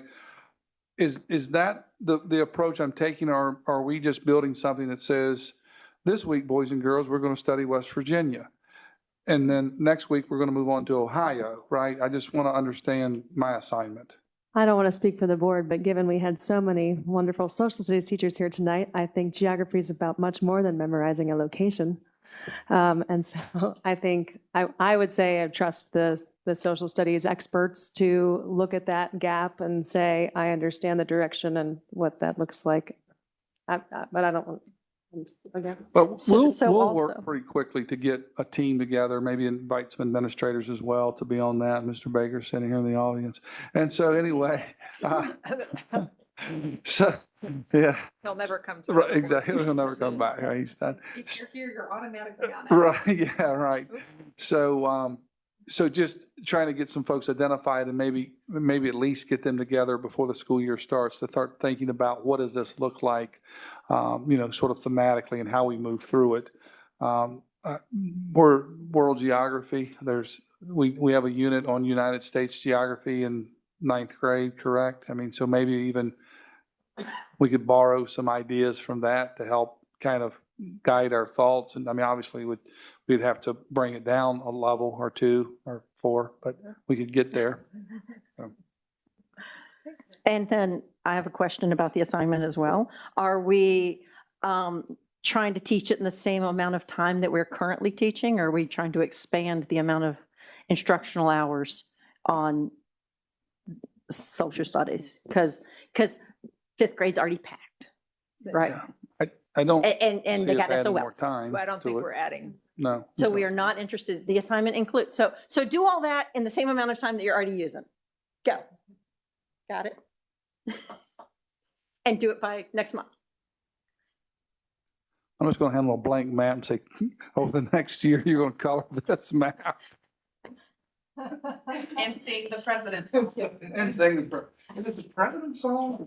I'll sing it for you later, Larry. Yeah, she sings it better. Okay, would you reread the motion, please, and then we'll take a vote. Hey, can I clarify something so that when people listen to you reread it? Because there was in the first sentence there, it talked about, she did not say transition from 4th grade Virginia studies to 6th grade U.S. history. I don't want anybody to look at that and go, wait a minute, we're skipping history now in 5th grade. We're going to say the motion was to strengthen the transition. Yes. From 4th to 6th, that 4th, 5th, 6th grade. Right. So because if you listen to it quickly, it's like, wait, we're teaching 6th grade U.S. history in 5th grade. So I would just encourage people to listen to the motion. It's clear, but you got to really listen. Okay. I move to direct the superintendent to review and redesign the 5th grade social studies curriculum to strengthen students' transition from 4th grade Virginia studies to 6th grade U.S. history 1.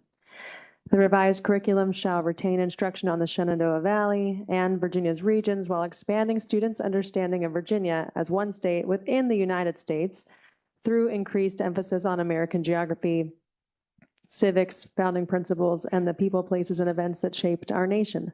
The superintendent shall present recommendations for curriculum revisions, implementation, and any associated resource needs to the school board. Thank you, Ms. Irons. All those in favor, please say yes. Yes. Yes. All those opposed say no. Motion passes 5-0. Thank you, board. This brings us into information items. So let's talk about permissive local alternative assessments. We've spent a lot of time talking about this, but I also sense that there was still a lot of discussion and questions that board members had or needed to have about this item before voting on it. So I moved it out of action into information. And I also invited a teacher of ours, Mr. Aaron Good. I spoke with him earlier this week. He agreed to come and answer any questions you have. I thought it might be helpful to have a teacher's perspective on implementation because he is on the ground in the weeds. He's the one doing it. So I would like to invite Mr. Good to come forward. And I want to thank you for giving up your evening to come and answer questions to the board. Would you like to say anything in particular, pros, cons? Or do you want us to just fire some questions? Give me your questions and we'll go from there. So. All right. 'Cause I can talk all night. Mr. Chevrolet knows that. Well, let's go. All right. So I'm just going to ask some questions, and board members, you feel free to chime in. Mr. Good, is it possible for everyone to pass IDM? Absolutely not. Well, it's possible, yes. But just because you do it doesn't mean you automatically pass. That's a very common misconception. I mean, obviously, the possibility for everyone to pass is there, but you still have to, like you said earlier, you have to do the work. And the work is very rigorous. There's this weird misconception out there that this is easier than the test. It's very, very different than a paper pencil ABCD test, but it's also quite extensive and quite rigorous with the different scaffolding, and there's a lot more involved with an alternative assessment through the inquiry design model than what a lot of people really recognize or understand. One of the questions I have heard, or, just a wondering that's out there is, when we implemented IDMs in world geography, our scores went from 76% to 90-something. Mm-hmm. And that should make everybody go, what in the world made the difference here, right? Did it get easier? Was there too much coaching from the teachers? And now we have kids who wouldn't ordinarily have passed. Now they're passing. Our scores inflated. Can you talk a little bit about that? That's a great question. And there's one of the reasons right there. I mean, these people, they're great at what they do, and they know how to motivate children. And I think Chris said it, the square peg, circle peg, not every student is the same, and ABCD tests aren't for everyone. This gives so many more options. It is work. It is difficult. You have to do the work, and there's many steps involved. But for the students, we have a lot of students that when the testing comes, they already check out because they struggle. They're struggling readers. I can't read. I'm going to fail. I always do. That's what they say, and there's no amount of motivation that we can do. This is different. This gives every child a fresh start, a different perspective, a different way of looking at it. And like a couple of my colleagues said, they really get invested. Once we start doing this, they get passionate about what we do. And it's not hard. And that passion comes from a lot from the teachers, and they sell it, and then the kids buy in quickly. And once we start giving the different, the primary sources and the secondary sources and the different evidences, it's not just this really long weirdly worded reading test that's masquerading as a history test. It's a thing that the kids get involved in, that we teach about, that they care about. So they buy in. They really become more passionate and invested rather than just another ABCD test that they get in every subject area. Are there several right answers? And the reason why I'm asking that is because, it's kind of a loaded question. I think there are not multiple answers to 2 + 2. Sure. But I've watched the 5 of you come to the same conclusion tonight through many different means. Mm-hmm. And that's what IDMs and alternative assessments allow. It allows the student to not just copy what they said, to regurgitate what the factoids that we give. They come to the realization. They create the conclusion through examination, through, they're determining bias, which I believe you said earlier is one of the most important skills these kids are going to have to navigate through the AI world that they're living in. They have to detect bias. They have to invest. They have to then take what they've learned, compare it, contrast it to the other sources they've been given, and then formulate their argument and defend it. So it's not just, B sounds good. There's a lot of work that goes into it for them to even get prepared to give an answer. And then, yes, there can be multiple different answers given. That doesn't mean it's automatically correct. Just because you're a good talker or a good writer doesn't mean, wow, they wrote that well, they defended their point, it's correct. That's not how it goes. There can still be incorrect answers, but there are many different ways now, different avenues to get to that correct answer, which, as you all said earlier, meets those many, many different needs for our different learners, especially our English language learners, especially our special education students. Our special education teachers and parents have been very receptive because it gives them a fighting chance. It's not a reading test. It's a different assessment. I have a lot of special education students that if I ask them questions directly, they can tell me everything about, you name a topic we've discussed. Once it's in written form and reading, that's an extra hurdle they have to do. Well, I have an 8th grade student. Well, not anymore. He just finished 8th grade, but I will say he did the IDM that Ms. Dove just described about students' right to free speech.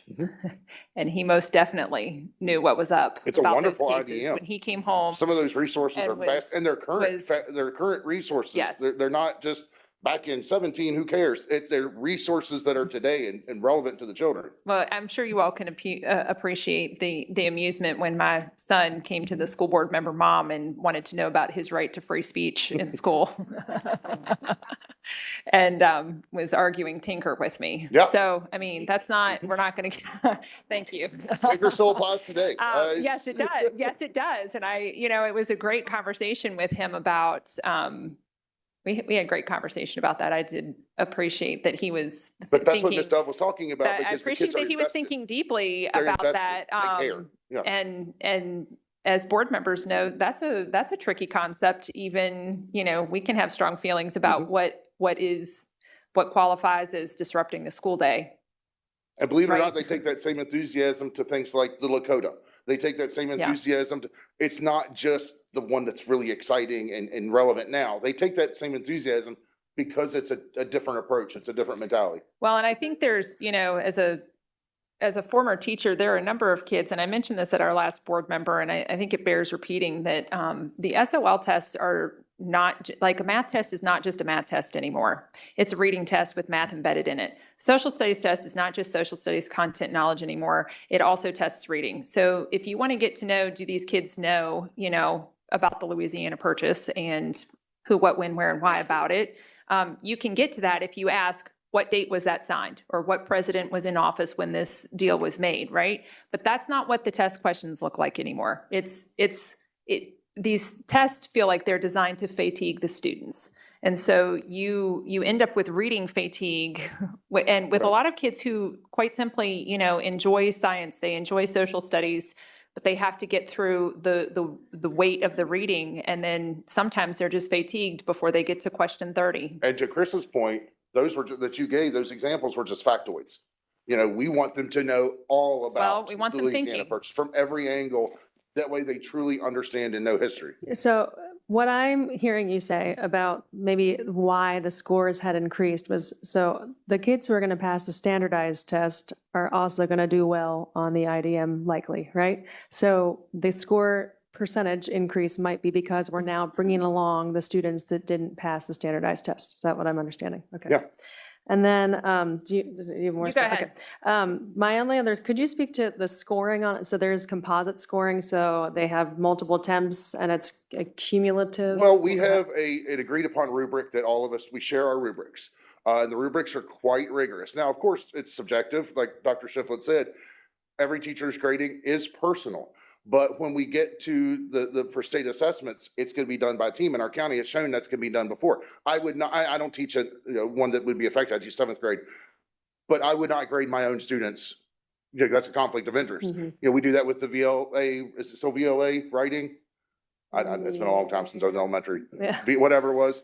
But they would get together as the county and I would grade those that aren't mine. And we would have multiple educators using the same that we all agreed upon rubrics designed by us that go in. So my bias would not affect my students, but it also could be countered by someone else if I had a bias.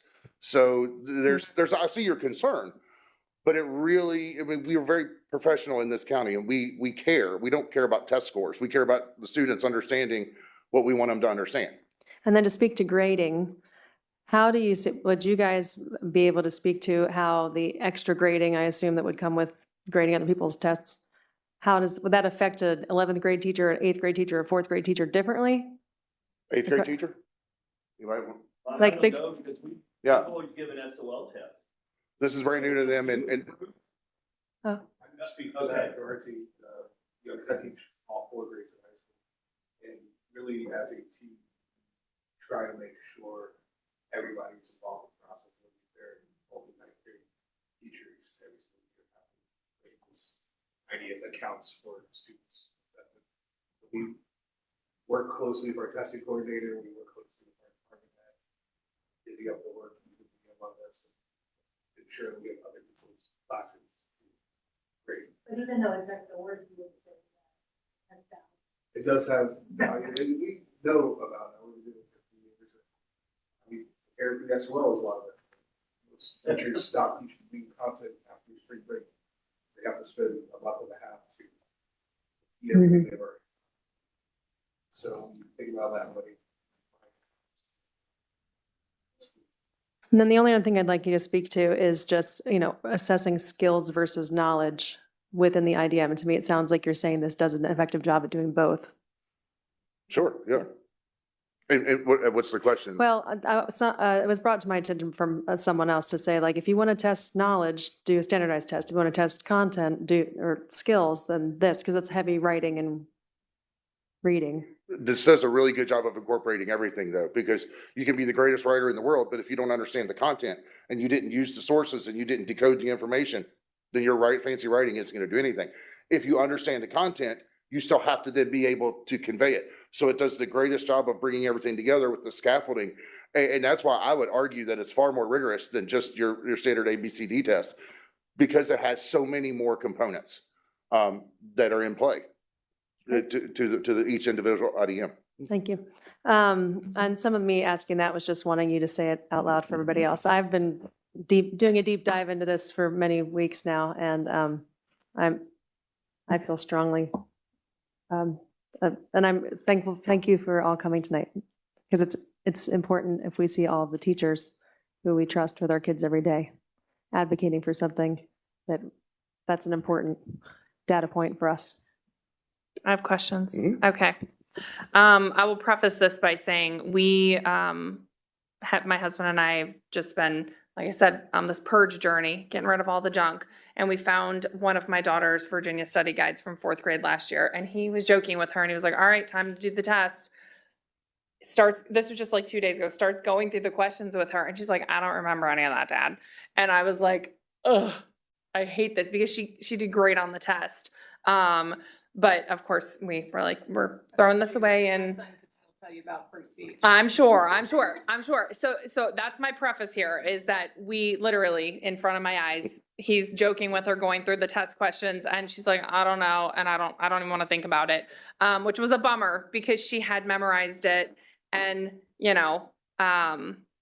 spent a lot. Trivia contest, like Chris. I know we spent a lot of time studying this, and so I was disappointed when she was like, ugh. I don't have time for that right now. And it wasn't rapid fire. Yeah, I remember that. This is that person who did whatever. So is it always social studies teachers grading social studies work?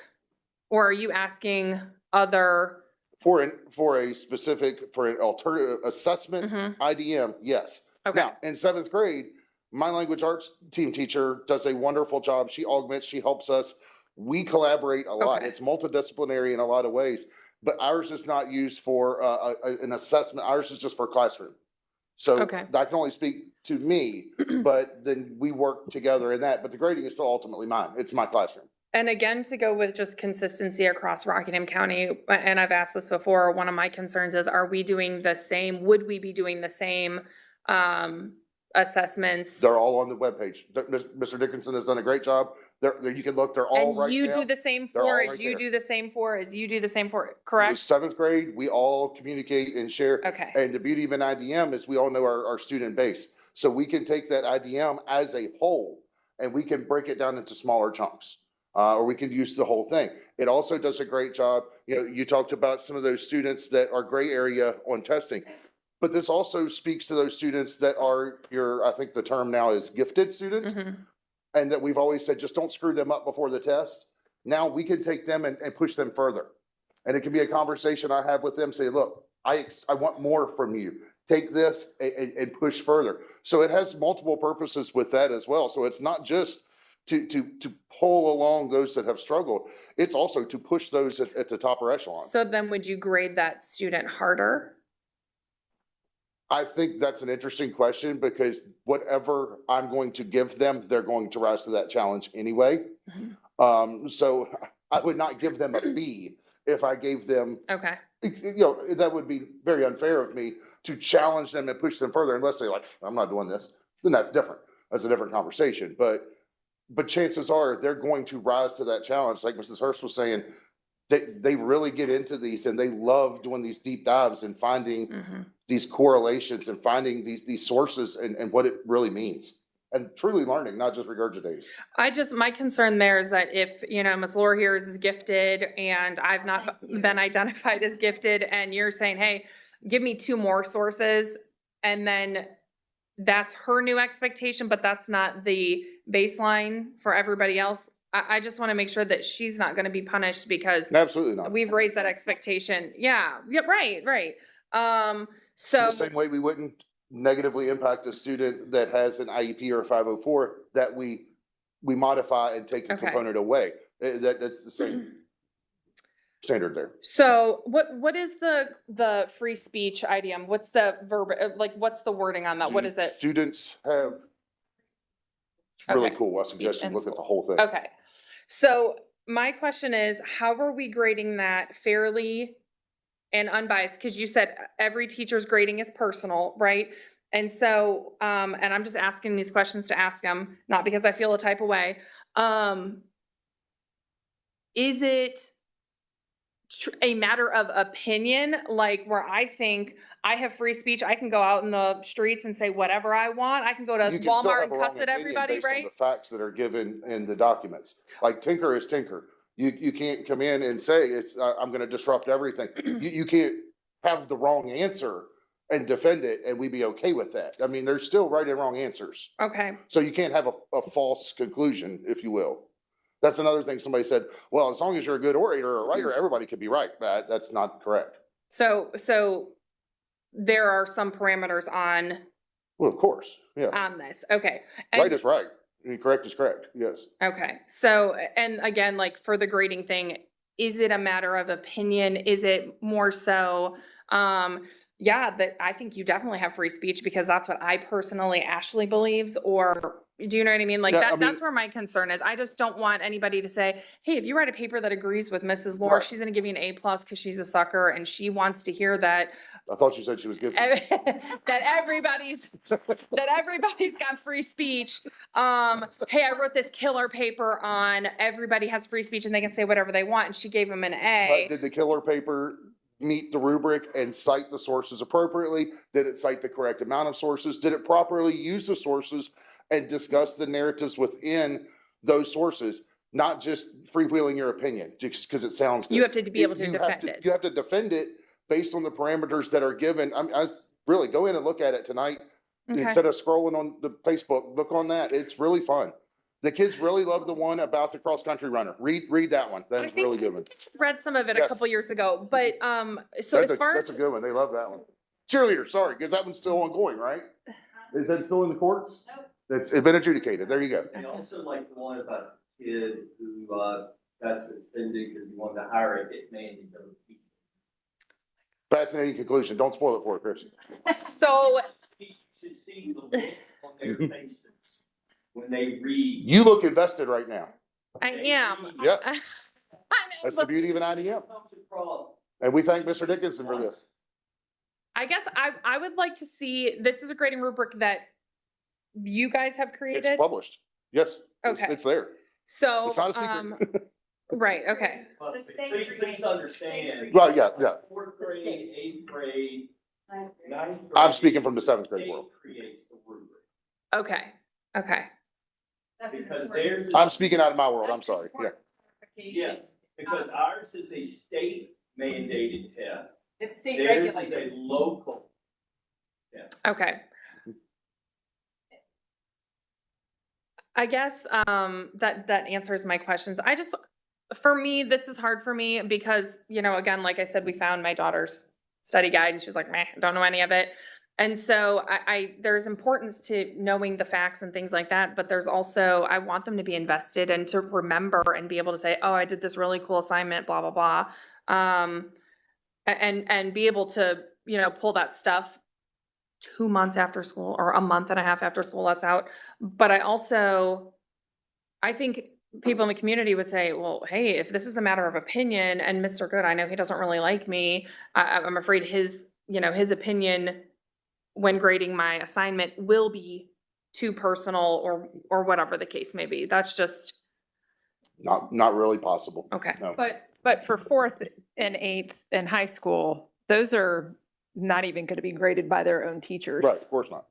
So. Okay. None of them are, right? None of them are graded by their own teachers. We grade our locals, like at seventh grade. Ours is just a local assessment. That's different, the state assessments. Right. Yeah, I understand. Are you, I don't want to cut in. Are you sure? Well, just Mine cut in, piggybacks 'cause very mine well off of comes hers. off of yours because, I just want to make sure I have it's some- fair and unbiased with the grade. well, and that is the thing. And to ask another question, because I believe something came up last time that sometimes there's more than one teacher grading the tests. And so I just need a refresher on that. I understood it when we talked about it, Dr. Shiflett, but it was, it's always two. How many social studies teachers are in your school in eighth grade? I know you're in seventh, right? Yes, How many are in eighth grade? 2. Okay, so But they do who- not grade theirs. They take it to a different school. In seventh grade, you have 2? With 3. So do you singularly? Yeah, I grade mine. Yes. But yours aren't state assessed. Ours aren't status, they're local. Right. So, I'm just going to jump in real quick. What I've been doing for fun is reading Ag Science Fair papers for FFA on the national level. So if you wanted to suck up to me, talk about FFA. But it sounds like, yeah, totally. But it sounds like it's a similar system. So like I requested to judge papers and I said, don't give me anybody from Virginia because I know them. And it's at least 2 judges, maybe 3 judges. And we have a rubric. And we have to follow the rubric. And if it says no discussion is in the results section, if there's discussion in the results section, that automatically drops it to no more than 4 points. Pretty cut And and it's a dry, yeah. very cut and dry rubric that you go through and you can tell the difference. Whether I agree with them or not, you can tell the difference with the kids that understand what they're doing and the kids that don't understand what they're doing. Like the kids that, say that pigs love marshmallows because they fed them to goldfish or something. Those kinds of things come out in the writing and in the rubric points. Same concept, right? And it works very, very well, I feel like, through that process. Except they're using many different primary sources and compare and contrast and disseminating that information. So it's not just one source, take this one source and then formulate your And how do conclusion. they get those sources? Like when they sit We down, provide sources. you give them Primary sources. primary sources to go through. Okay, so it's open book, but not completely open book. It's not open internet. It's open yearbook. Right, correct. Can I ask a question? I'm prepared to vote in favor of these, except I voiced some concern about implementing it this year for fourth grade, just because we're throwing a new grading policy, a new tech policy, benchmark testing. Like, can we give them a year just to practice this before we make it a big, a formal thing. But I was looking at, we asked for data, so we've got all the testing scores for the fourth grade. And so one of my concerns was we've seen an increase from almost all schools over the last 4 years of like 10 points, 20 points, 30 points, in some cases, improvement in the Virginia Studies test, for example. Will we undermine the progress we're making by changing course? So that was a question I had earlier today. Listening to you discuss this, it sounds like, again, it's possible that it would not stop or impede progress, but allow you to take that next level. I think it's going to take you a step further. Thank you.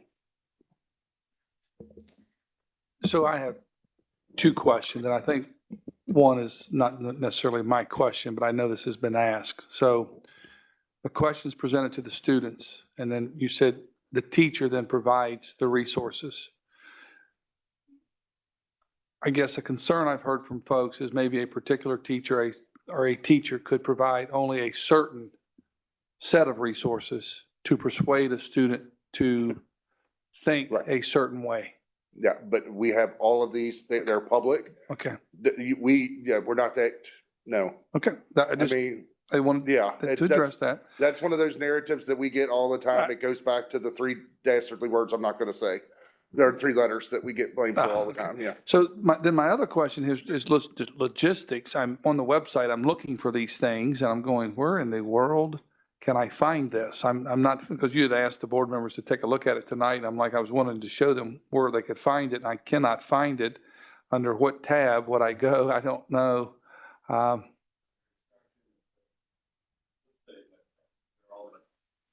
There's no instruction tab on our main RCPS site. And this is not about you, Mr. Good, or anyone's social studies. This is not a social studies thing. This is, I just can't find their instructional page, that's all.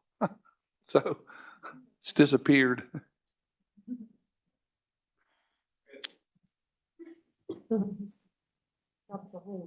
Yeah, Okay. I just think that for our families that we need to make sure that that link is on the rcps.net page and that it is easy to find.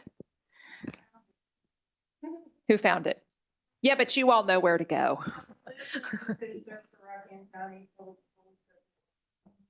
Like a Google search? I wonder if it's just not linked to our main page. I think, Mr. Good, you mentioned earlier about common misconceptions. And so I just want to start tonight because I think largely and definitely in this room, there is a common misconception that this board or even us individually, that we're trying to say that IDMs are not an effective method of teaching. And I don't think that any of us believe that at all. I don't know your personal, it's definitely out there. And it's definitely the feeling in this room. But I think that it's notable to mention also that this board, and I usually try not to speak for the full board, but I don't think any of us advocate for SOLs. Oh, we know that. We just don't, we would get roasted anyways, even if we did believe or think such a thing. But I guess a lot of my concern is, when I have a lot of concerns, but when you're talking about, you mentioned sources, primary sources and these sources, and then you sort of, when someone just now asked about that and you said, no, we're not going to be biased or whatever, that wouldn't happen. That's not what we do. I can tell you a county very near to where we're sitting tonight had a teacher write an IDM. And this is going to go along with my question that I'm getting ready to ask you about where IDMs come from. And I'm not talking about from the state, because definitely teachers are individually writing IDMs. My question I'm going to go to, let me talk about this county. Had a teacher that wrote an IDM, took it to their supervisor, and their supervisor said, you've presented these sources that are very, that lean a certain way politically, but you don't have any that are center or that are in the other direction. And the teacher replies, do people really think that way? And then the supervisor says, yes, and I am one of them. So there are those cases where, there are biases from teachers. Our concern is not that, this local alternative assessments is not a good way to test. I don't think anybody up here is going to come and argue against a teacher that IDMs are a horrible way of teaching. Like, that's never been the issue. But I think one of the things that at least the majority of us faced when we were running our campaigns was that people did not want politics in the classrooms. And that came from the right and the left and the center. Nobody wanted it. And so one of the things that this board, the reason why we're on this so very tightly, or whatever you want to say, so hard, is that we actually do want to keep the politics out of the classroom. And So do so, we. and so how, how is a new IDM approved? And maybe you don't know, maybe That's Mr. an excellent Dickinson question. does, maybe Mr. Botkin does, because I he's do in know, eighth grade. yeah. But, what kind of review process is there in place? We have been working on these for years with Mr. Dickinson. We've done workshops, we've done trainings, we get together. If I wanted to write a new IDM, that's well and good, but it has to go through the process. My seventh grade colleagues countywide are all going to approve it, and we can be harsh with each other. Like you said, that no, people are never going to always agree. You said with us with the grading, I like this part of it, but don't like this part of it. We tear each other, we nitpick each other's apart.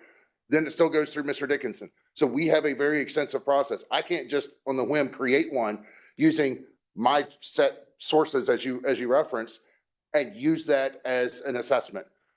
That's just not something that we can do with the fall safes we have in the county. It's just not built that way.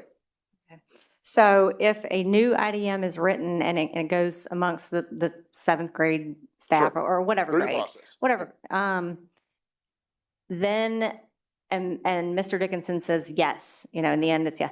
Do all of the schools teach that IDM? What if I'm a teacher on the other side of the county and I think it's not very important? So But I'm we've not all going to do worked it. together on the design process at that point. And It's so, not just my IDM at that point. Everybody's had a hand in it. and so are then all of the schools required to teach that particular IDM? Required? No. Right. I don't believe that we're, we all do use the same bank of the IDMs, but I am not required to use every aspect of every IDM because that's just not how it goes. But we do have accessibility to all of them, but we all use from the same bank. So I can't go draw from, a bank from Tennessee or, somewhere else. I draw from the Rockingham County Bank. Right. One thing that I said in a prior meeting was that IDMs seem to encourage advocacy rather than neutral academic inquiry. How,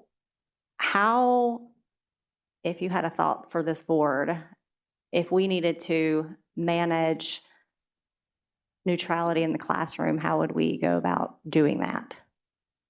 I'm not sure I understand your As a question. board, how can we be guaranteed that there are not biases in the classroom, that these teachers are not giving grades based on their personal opinions? Because you can't do that in math. And you really can't do it in English. You can do it in social studies. Well, you could certainly do it in English. I mean, we had, Well- weren't we all upset about the books? for Well, the same reason? literature, Yeah. sure. But, mean, phonics, probably not. I'm not saying I do this, but if I were using bias in my classroom, I would assume that's up to my immediate administration to understand that and take care of it, and to Mr. Dickinson. If I was using any sort of bias through their, daily pop-ins and check-ins and parental involvement, they would know that that's going on, and that would certainly be outed pretty quickly. I would assume. I wouldn't know because I've hopefully never done that, so. Okay. Thank you. Did you have questions, Ms. Laura?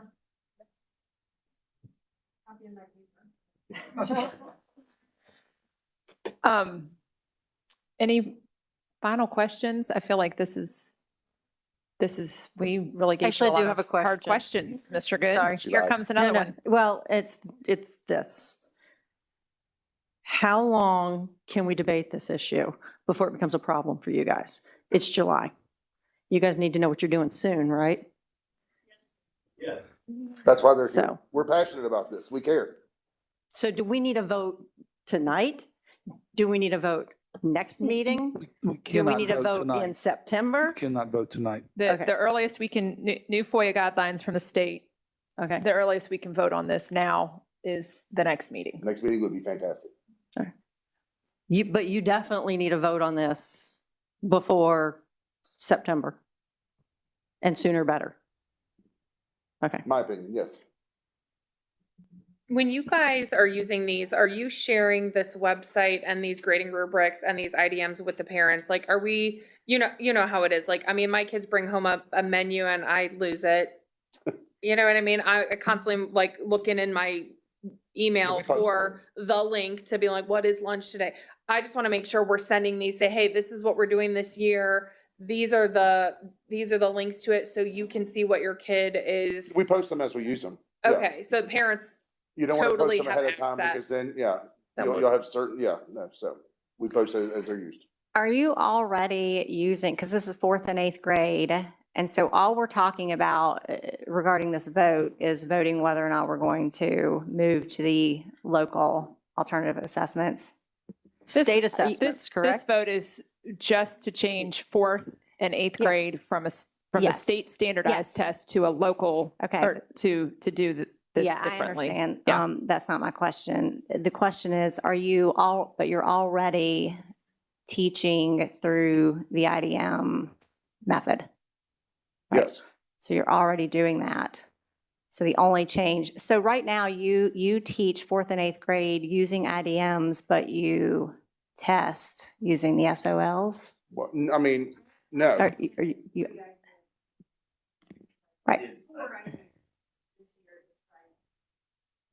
I did one.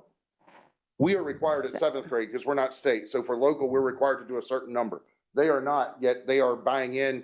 We've all bought in and they have started to go ahead and incorporate it because it is, we feel, best practice of teaching. So that's why they've already begun to utilize them in their classroom because good teachers do that. Right. Again, and again, I will say that I've never really been I'm not trying to oppose the method of teaching. It's the introduction of biases in the classroom. That is my primary problem. The method of teaching is not the problem. So I guess I'm just wondering why the push, if the method of teaching is really what you want, like why are we pushing to go to the alternative assessments? If you are, in fact, we're doing SOLs. I think this is what I asked several meetings back. I think when Mr. Dickinson was there was, why can't we use IDMs but still do standardized testing, do the SOLs like we've been doing them? I'd be glad to take this one. I get all of the reasons that you've given why this testing is better. I'm just wanting to make sure that it is better and it shows the students' real understanding of the content and that we're not, actually it bothers me more that we use IDMs and we're not making sure that we're controlling neutrality in the classroom. That to me is a bigger concern than this testing question. I will say that I think it's what's best for kids. That's my vote will be yes on this when we take a vote on this, because no matter how you teach it, I really do believe, and I think that the public all over the state of Virginia and nationally, we are tired of standardized test scores and what that does to students and what that does to teachers. For me, as a former teacher, I'm just going to paint a scenario here. You're taking 9-year-olds or 10-year-olds into a 4th grade classroom and you're asking them to sit for a test and assess their knowledge. Some of the kids read below grade level, but know their Virginia Studies curriculum really well, and they might not pass that test. And so what does that, for a kid who cares desperately to please their teacher and wants to do their best and comes up with a 399, because that's a real score. That's one single question away from a pass. Comes up with a 399 despite giving it their best effort and is devastated. Like, I look at that child who I think, who knows their information, but got worn out and exhausted by the test and just didn't perform that day. An IDM gives them a chance to show what they know and to show their thinking in a deeper way than what a standardized test score takes. So I believe this is what's best for kids, all kids, whether you're used to passing with a 600 or a 500 score, an advanced pass score, or a perfect score. I think this is what's best for all kids. I do believe that political bias can be used in any curriculum at any time. And there's not a singular methodology of teaching that can't be used in that way. And so for me, I don't look at, I mean, this is just an assessment. That's what we're voting on, an assessment, a way to assess kids differently. And I think that's what's best for kids. But when we look at, to your point, Ms. Cave, political neutrality in the classroom, I think that's a big deal for all parents across both sides, all over, is that our students are not being led and guided to a specific outcome that carries bias. And so I don't know that saying no to, in my opinion, saying no to the local assessment doesn't change the fact that bias could still exist. But I will tell you, I know a lot of teachers, they do their very best not to show political bias, right? And we have very incredibly hardworking teachers. That doesn't mean that occasionally it doesn't happen.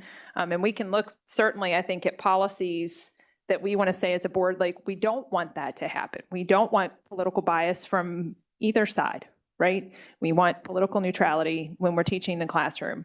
So I think there's ways to go about doing that. I don't think the local alternative assessment is going to change that avenue. That's just where I'm coming from. So my plan when we get to the vote is going to be to vote yes for this, because I think it is what's best for kids. But I would definitely be interested in pursuing something along the other lines, because I think that is important for us to have a policy in place. Other board members?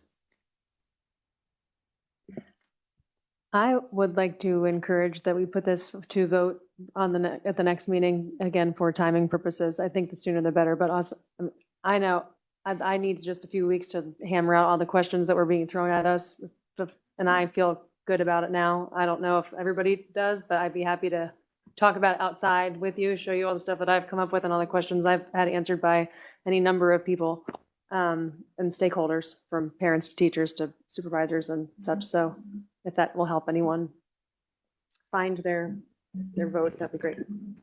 I think on the flip side of teachers pushing their bias or whatever their political affiliation is in whatever way, I think about like my own kids, right? Because at home we have our own beliefs, and my children think mom and dad are right. And so they have our same beliefs as well. And so, did you say we're not? My child. Your child doesn't agree. Enjoy it until they Enjoy that. Just say.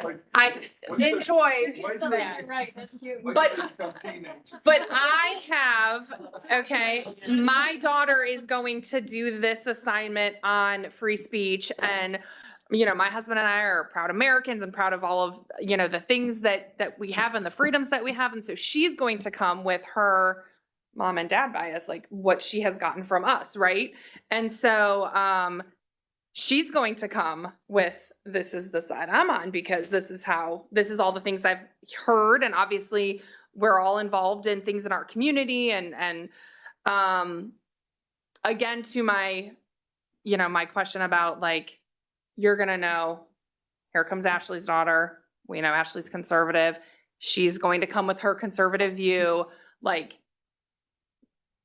how do we grade her? And I know that you're going to say we grade her on her content, right? So The rubric I guess is the rubric. Yeah. exactly. So I just wanted to put that out there because, you know, obviously my kids are kind of, I hate to say indoctrinated at home, but my gosh, they hear the they hear what my husband and I talk about. They hear the things that we, you know, our beliefs and things like that, right? We take our kids to church. So that is a value that they just have because that's where they go with us on Sunday morning. And I would hate, like, I feel like this seems that it can be neutral from all aspects, but certainly you're going to have kids who are very set in their ways. And on the other side, they're going to say, you know, we don't have free speech. And, you know, so I know someone who was arrested for this, and, you know, they're going to have their own preconceived idea of things. So you guys are also getting that I feel from home and things like that. So I hope that made sense in my head. I'm thinking, I know my just want to daughter's play going a to come to quick school and game after be that. Mr. Bodkin is with us tonight, and I believe he had the distinct pleasure. Did you have all three Laura boys? Were all three Laura boys? Did you know exactly what to expect from all three Laura boys? No. And did you get the same thing from all three Laura boys? And would, if they had done if they had each done an ADM, would you have gotten the same answer? But it probably would have scored well because they know content, but they also can argue. All three of your boys were intelligent. Oh, that's sweet. They were. Mhm. I had all three of your boys, I believe, in world geography.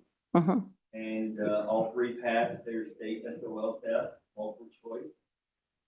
But they would have. I tapped them on the shoulder with the right, and the right answer was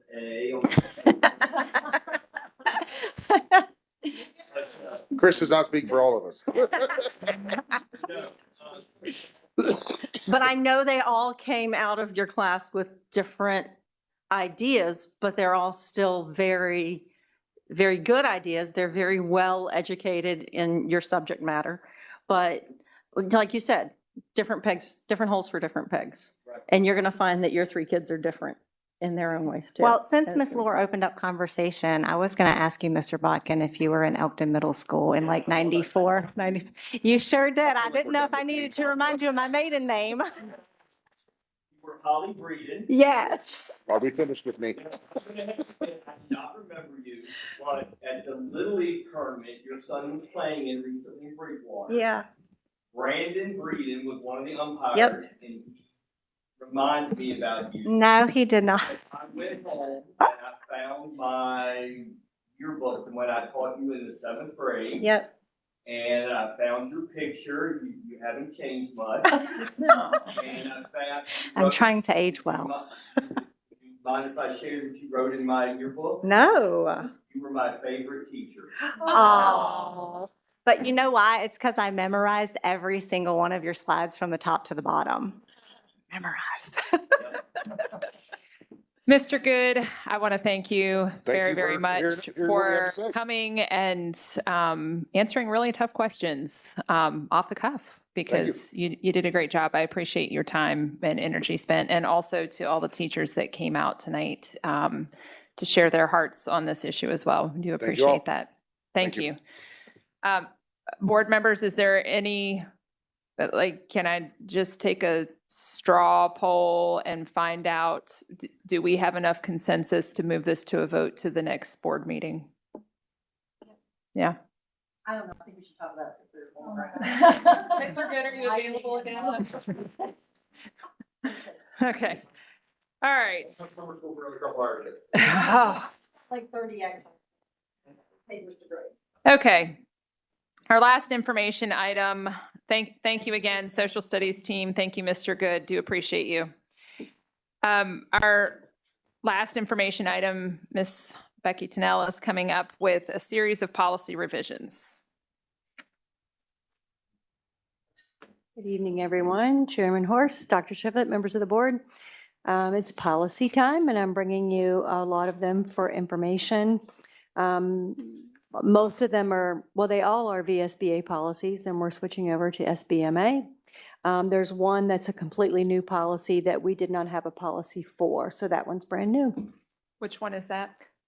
JBB, language access for parents, and that's gone to Paige Smith and Ray Ann Dean, who are the folks that are going to be in charge of EL, so they understand what's going to be required as far as communication with families.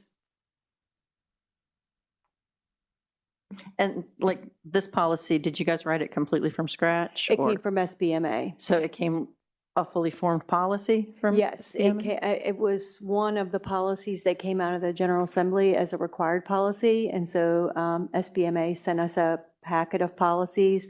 There are maybe 6 on there that are completely new policies that we did not have. And VSBA did not have a policy for either, that are new policies that are required. Mm-hmm.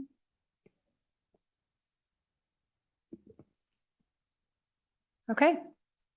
We'll have some reading work to do between now and the next board meeting. And Okay, I, sounds great. just to keep the board aware, there'll be more of these rolling through here soon Yes. as central office gets them ready for us.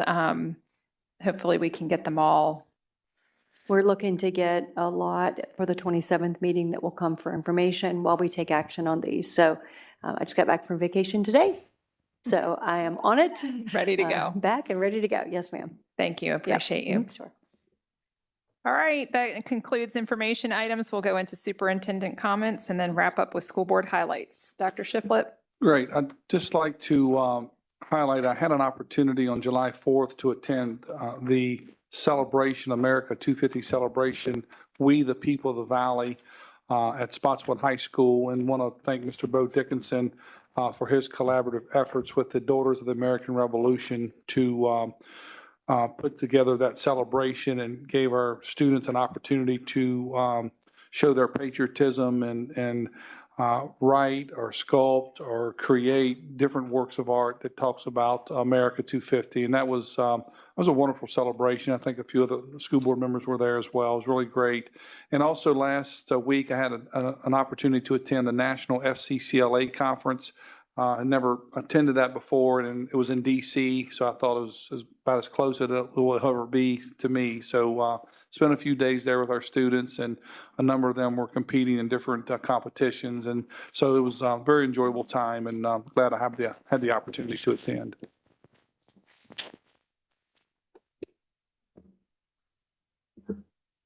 Thank you, Dr. Shiflett. Ms. Laura? Yes, thank you. I too was able to attend the celebration on the 4th of July and want to thank Mr. Dickinson, and he has stepped out, it looks like, but thank him for that, putting that together. And I think if we're going to teach any kind of social studies, especially about the Revolutionary War, we need to have those reenactors come because they were phenomenal. And Dr. Shiflett, earlier you said, well, you can't look at your phone or you can't look at your Chromebook and have a lesson. Well, I was listening to the Marquis de Lafayette and reading all about all the stuff he did while he talked, and I learned a whole lot. It was awesome. And I understand that these are local reenactors. So like if we can get them, we should totally do that. Also, I mentioned earlier that I've been working on Ag Science Fair papers, and I want to say a huge kudos to Rockingham County Public Schools, because I've been reading papers from all across the nation. And of course, I worked with Rockingham County students to do papers, and I've been doing that for a couple of years. And our kids come to me knowing basic principles that it's clear other students don't have. So all the critical thinking skills, all the how to write a technical paper skills, all of the background science knowledge that these kids are getting in Rockingham County schools is really great. So I just want to say thank you to all of our teachers for providing a great base for our students to learn. And that is all I have. Thank you. Thanks, Ms. Laura. Ms. Burgoyne? I have nothing. Ms. Irons? Well, I just wanted to say thank you to everybody who stayed. We have some meetings that are taking up a lot of time, and so I won't take up too much of your time. I echo the sentiments from the 4th of July. That was really fantastic event. Great way to kick off the 250th anniversary of July 4th. My husband and son came here and sat in the meeting for a little while because today is my 19th wedding anniversary. It's the only way we got to see each other. So thank you, honey, for coming out. That's just nature of public service, though. So we all put in the time, and we do it for a good reason for the kids and the teachers. So I'm glad to be here.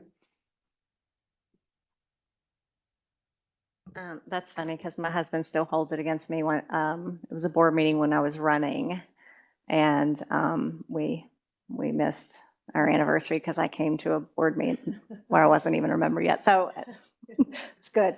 I don't have anything tonight. Thank you. Okay.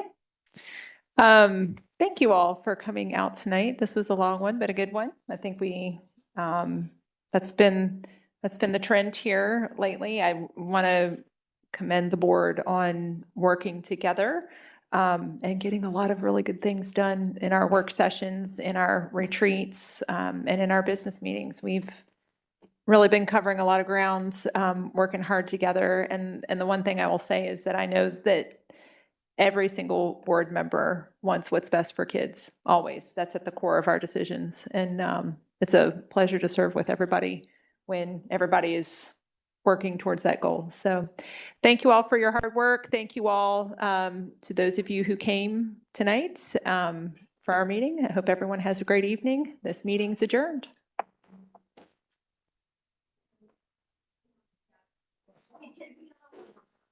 For now.